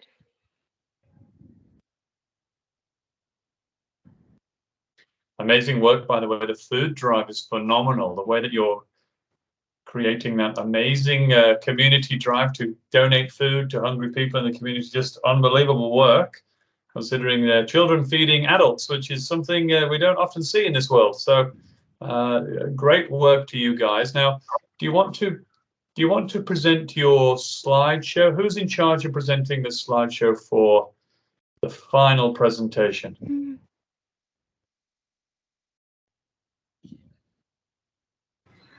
The group is sharing in a moment. No problem. Just as the students are working on it, they will be sharing in a minute. Sorry for the delay, though, but yeah, it will be done soon. Thank you. No worries, it's completely fine. Just while you're doing that, let me just say something very quickly. The work that you're doing is bigger than you think, just to make sure that you know this. So as we heard from Delhi Public School earlier, and I'm sure this is the same at Rise 2 and all the schools we've seen today, when you do this kind of work, other people are watching, and they're watching very carefully. And when they see what you do, they see how you feel, they see the impact, they want to do the same. A quick statistic from DPS is that the forest they planted has already inspired 20 other schools to plant a forest too. So already there's one forest planted, now there's 20 forests. So, and this will be the same at all the schools that we're having showcasing their work today. Your work is an example to other people around the world, and it's bigger than you can possibly imagine. Okay, let's hear, if we can, from our quality education presentation. I can see it coming up on the screen. If you are speaking, make sure that you unmute yourself and your camera is on. Off you go when you're ready.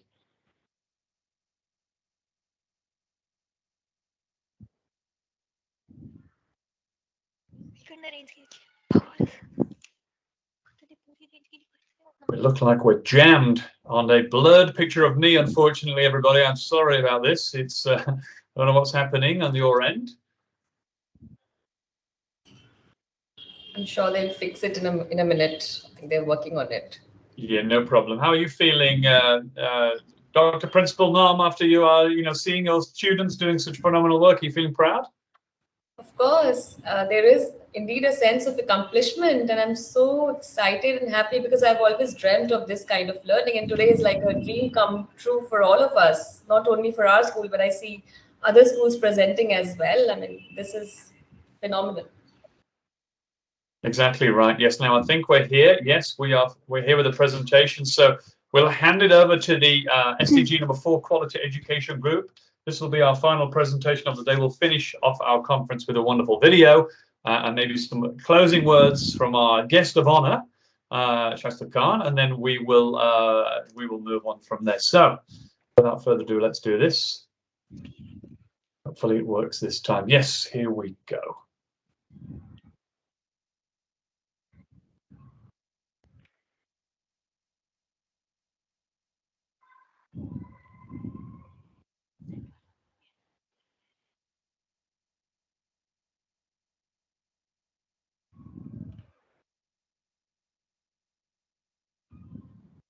Okay, are we ready to talk? Who's speaking first? Nisarga, are you ready? Ma'am, is the screen visible? Yes, screen is Yes, we can visible. see We it. can see we Off can you see go. Anand. We can see Anand. We're not able to see your face. So you can just begin, please. Okay, ma'am. Hello, everyone. I'm Nisarga. I'm representing my group who choose to provide quality education to the ones who are deprived of it. This is my school, Rise. It is surrounded by grape farms.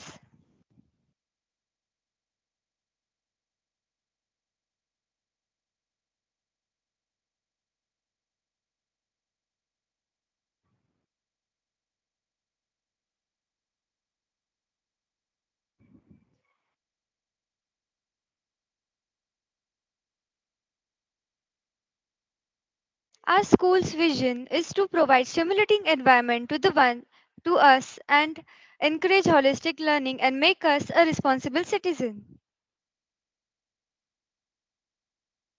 Our team has a name.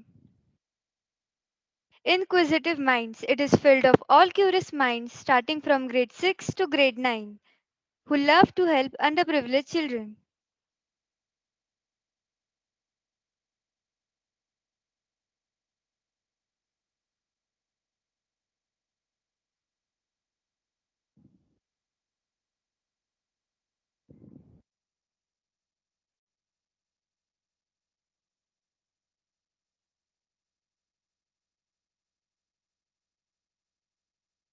This is our team. I am the project head. We have Anuja as a teaching head, Anand as a tech head, and Aditi as a creative head.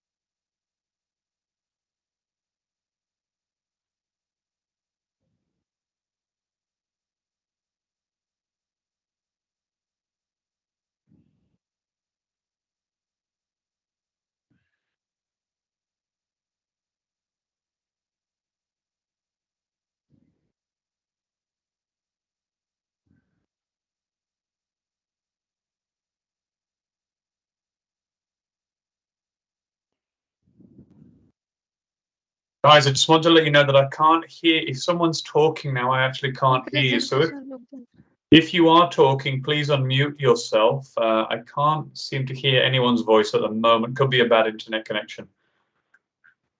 Yeah, it looks like it's frozen for us. So just give us a moment if we are able to No fix problem. it. There's no rush. Victoria.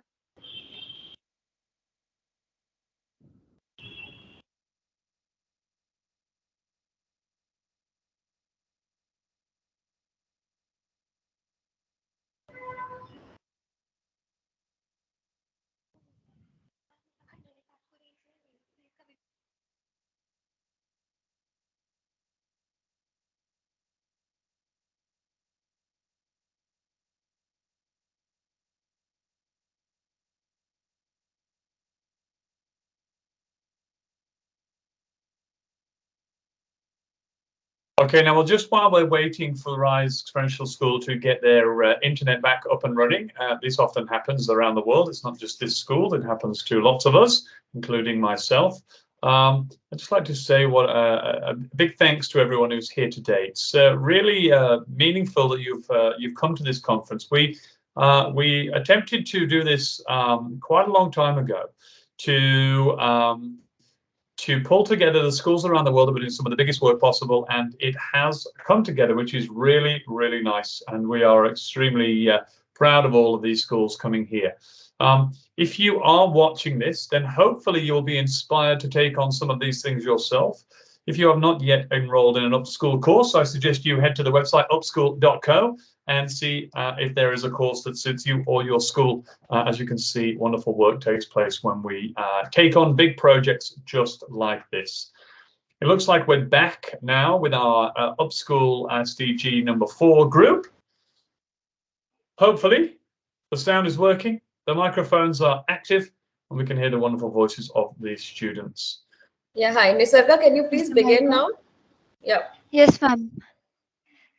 Hello everyone, I'm Nisarga. I am here representing my group who choose to provide quality education to the ones who are deprived of it.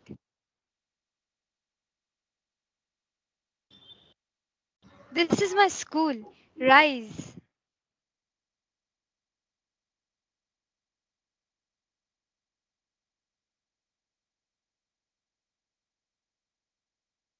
It is surrounded by all grape farms all around.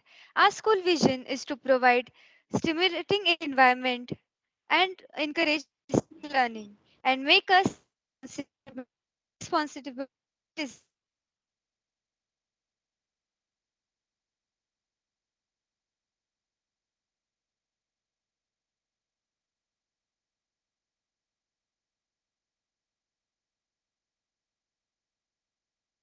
Our team has a name, Inquisitive Minds. It is filled of all curious minds from grade 6 to grade 9 who love to help underprivileged children.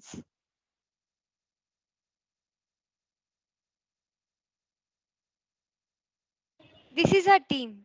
I am the project head. We have Anuja as a teaching head, Anand as a tech head, and Aditi as a creative head.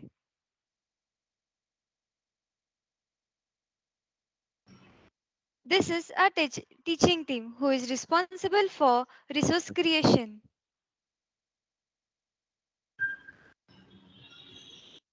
This is our tech team.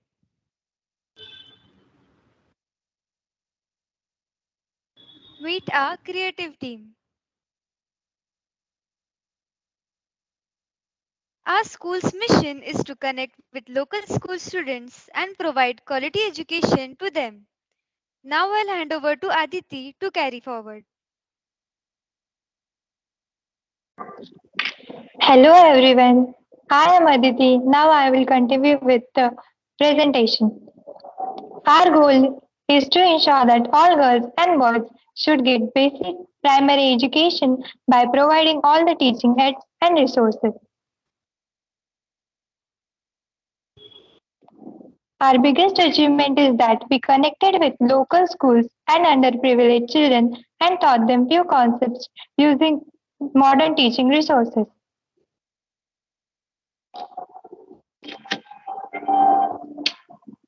Our teaching team members visited nearby farms and taught few concepts to the children. We used monuments made by our school children.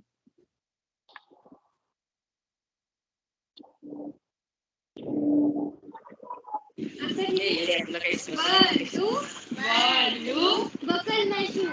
Buckle my shoe. 3, 4. 3, 4. Shut the door.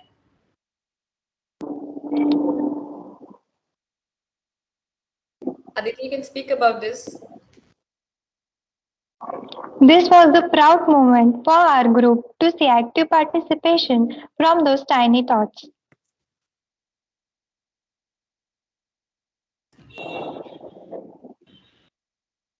I would like to share an interesting thing that we learned during the process. We made this task card to teach on universe. We included before we start vocabulary words and some questions.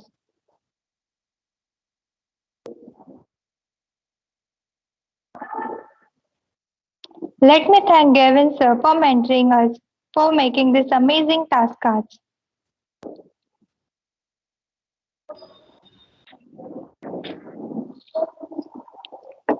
This softboard is decorated by me and my team to aware about quality education. Now I will again hand over to Nisarga. Thank you.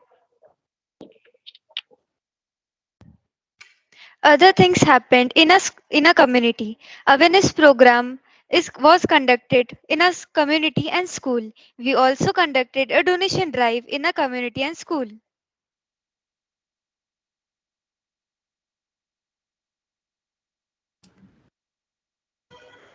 This is a glimpse of our awareness program. We were glad we were glad to have active response from the parents. They agreed to send their children with us.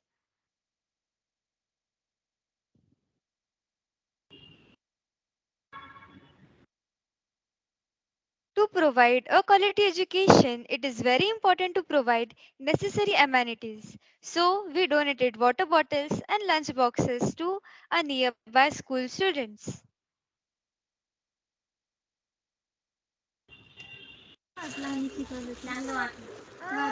तुम्ही तुमच्या मुलांना शाळेत का नाही पाठवत?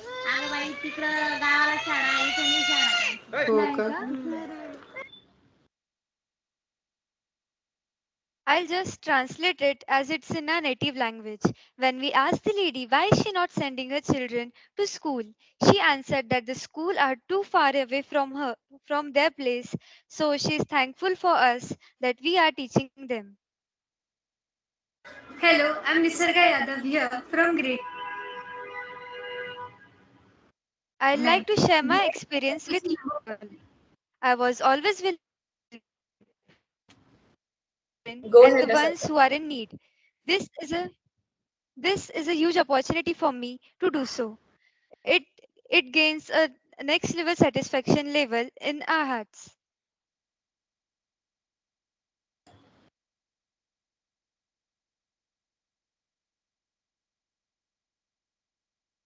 During during our journey, we followed a certain steps. We learned planning, procurement of resources, awareness programs, donation drive, connecting with local schools, and execution.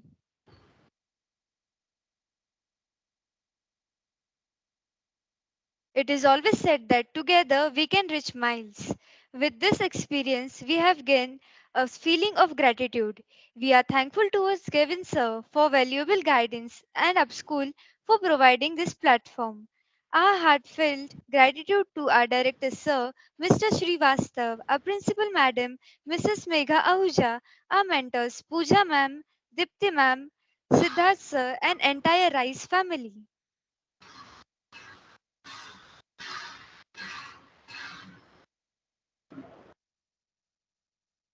I render our courtesy credits to those on screen. Upschool Library, Tribal School, Suruchi Anudhanit Prathamik Ashramalay, Mukhel. Lastly, I'd like to thank you all for dedicating your valuable time for hearing us out. I'm for this platform. Thank you.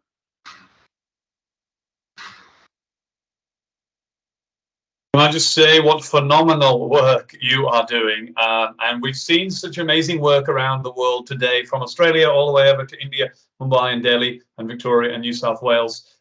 From this presentation I've just seen here, I mean, one thing that really stood out for me was children on farms who can't get to school, and you went to those farms to provide education to them, which is just such honorable and noble work. It's just fantastic. And many adults around the world could learn a lot from the students in today's conference. Now, before we finish, I just want to ask Principal Ma, Mega Ajua, if she would like to just say a couple of words about how she feels about her students. I know we had a chat earlier on, but if you want to just finish with that, that would be brilliant. And then we'll go to Shaista and ask her how she feels also about this overwhelming movement that's happened today. So, Mega, if you want to just add some words, that would be great.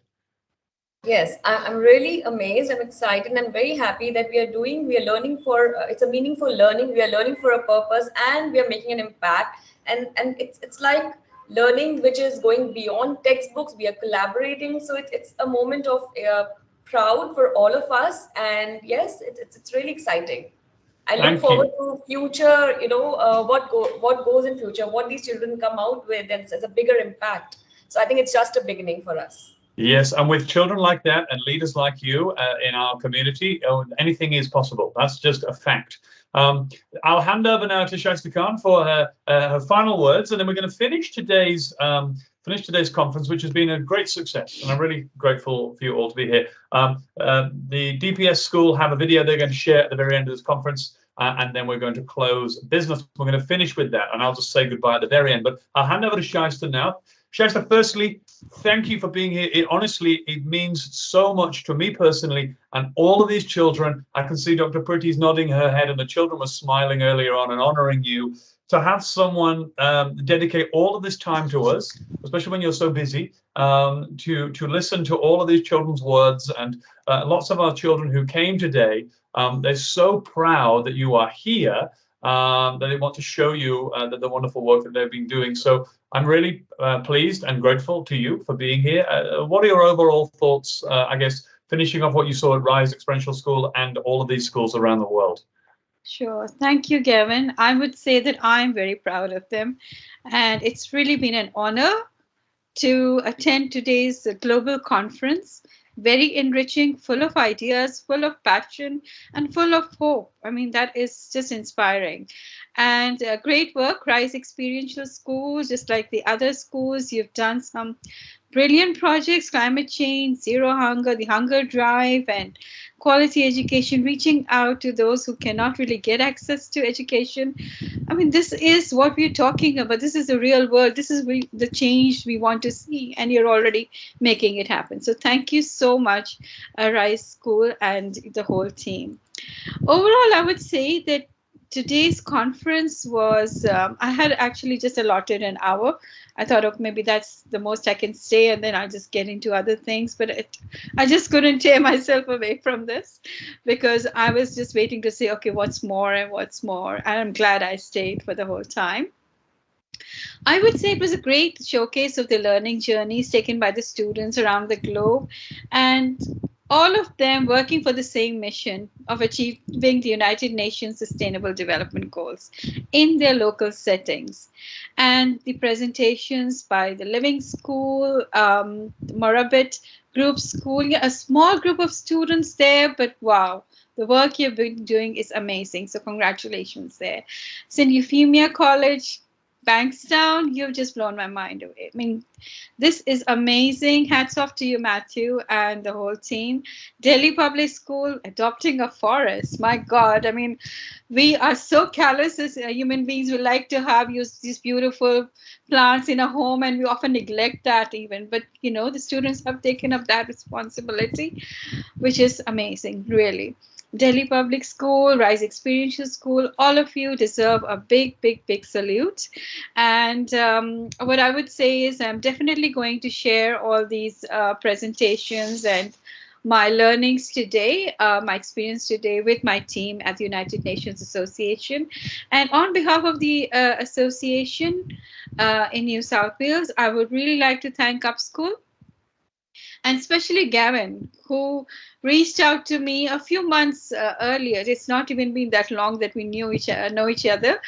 But after a short discussion that we had, he brilliantly crafted the Be the Change module, and look where it is. And this was the first round of the Be the Change, and I'm sure it's going to grow more powerful and even more effective. And the way it's just spreading is great. I love the song by the Live School, Climate Change Your Tune. That was lovely. I'm going to look it up on YouTube and add it to my playlist as well. Just to close, I think what I'll do is I'll just share a few words by which is from the message of the Secretary General of the United Nations, that he said on the United Nations Day on 24th October 2022. So this is from Antonio Guterres, the Secretary General. What he says is that the United Nations is the product of hope. The hope and resolve following the Second World War to move beyond global conflict to global cooperation. But now, more than ever, we need to bring to life the values and principles of the UN Charter in every corner of the world. By giving peace a chance and ending conflicts that jeopardize lives, futures, and global progress. By working to end extreme poverty, reduce inequalities, and rescue the sustainable development goals. By safeguarding our planet, including by breaking our addiction to fossil fuels and kickstarting the renewable energy revolution. So, thank you, my dear colleagues, my dear future leaders, for all your work, for all the passion. You've already started that journey. 2030 May is not that far, it's just another 7+ years. And we hope that we can all together work to collectively achieve the United Nations Sustainable Development Goals. One thing I would like to point out, Gavin, a big thank you for making this a very, very collaborative project, a collaborative affair where students were not motivated because of competition or the prizes that they were given, but they were motivated by their own, intrinsic. It was really intrinsic motivation that came from within. So thank you so much for setting that trend. So, and congratulations, everyone. Have a great day.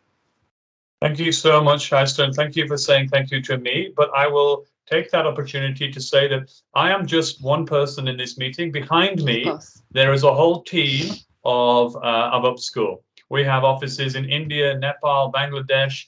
We have offices here in Australia, and we work together as a team. And yes, there's been many thanks coming to me, but I must say to everybody here today that I am just a person meeting you. Behind me and with me, there is a group of very dedicated people who are thinking like me. And I must say this to you, tonight, they will be going to bed feeling extremely proud when they put their head on their pillow, knowing that the hundreds and hundreds and thousands of hours that we have put into making these courses, we weren't sure what was ever going to happen. We weren't sure if you were going to like them, if you were going to take them on, if you were going to be independent. And I tell you what, you have done way more than I could ever have dreamed of with the stuff that we have put in front of you. And so I, feel so proud.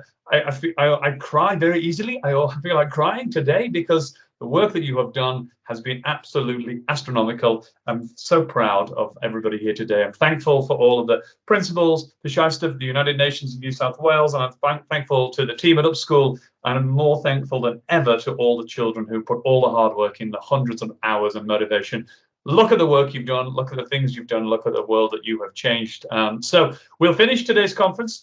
Thank you from me and the whole team at Upschool. And Dr. Pretty, your school has a final video we're going to show. And then at the end of that, I'll say goodbye and then we will all go. But the last thing I will say before we do that is next year, we'll be running the Be the Change. So we'll be running the Upschool conference again, and we'd love your schools to be involved. In fact, more schools as well. So that would be great. So spread the word, tell everybody you know about Upschool and the work that we are doing. And also, you can also go to bed tonight very proud of the work that you have done too. Dr. Pretty, over to your team. We'll show the final video and then we'll say goodbye. Thank you so much, Gavin, for giving that opportunity for the small video. Thank you. Abhishek, please start quickly to show to everyone.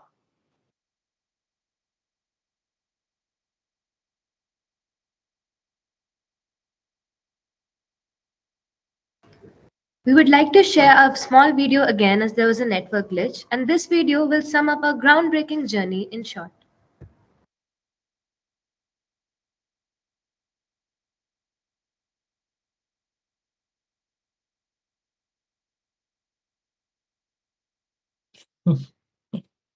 It seems we have the same glitch again. Yeah.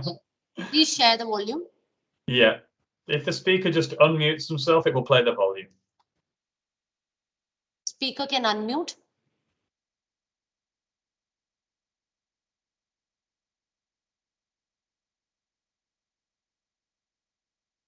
Just pause it there, guys, for a second. I'll tell you what to do to fix this.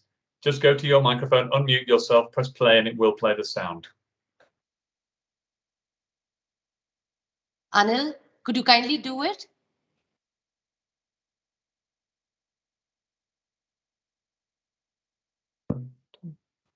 Don't worry about this, by the way. These things always happen to me too.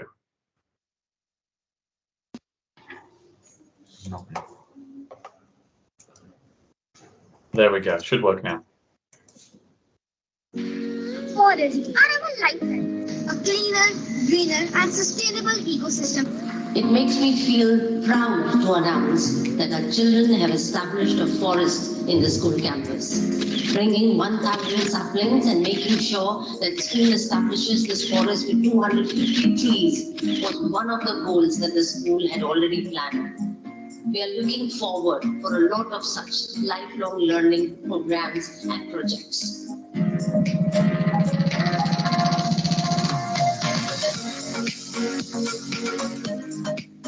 It's so beautiful. It makes our world a better place. And I love it. I love our forest. And I love our forest.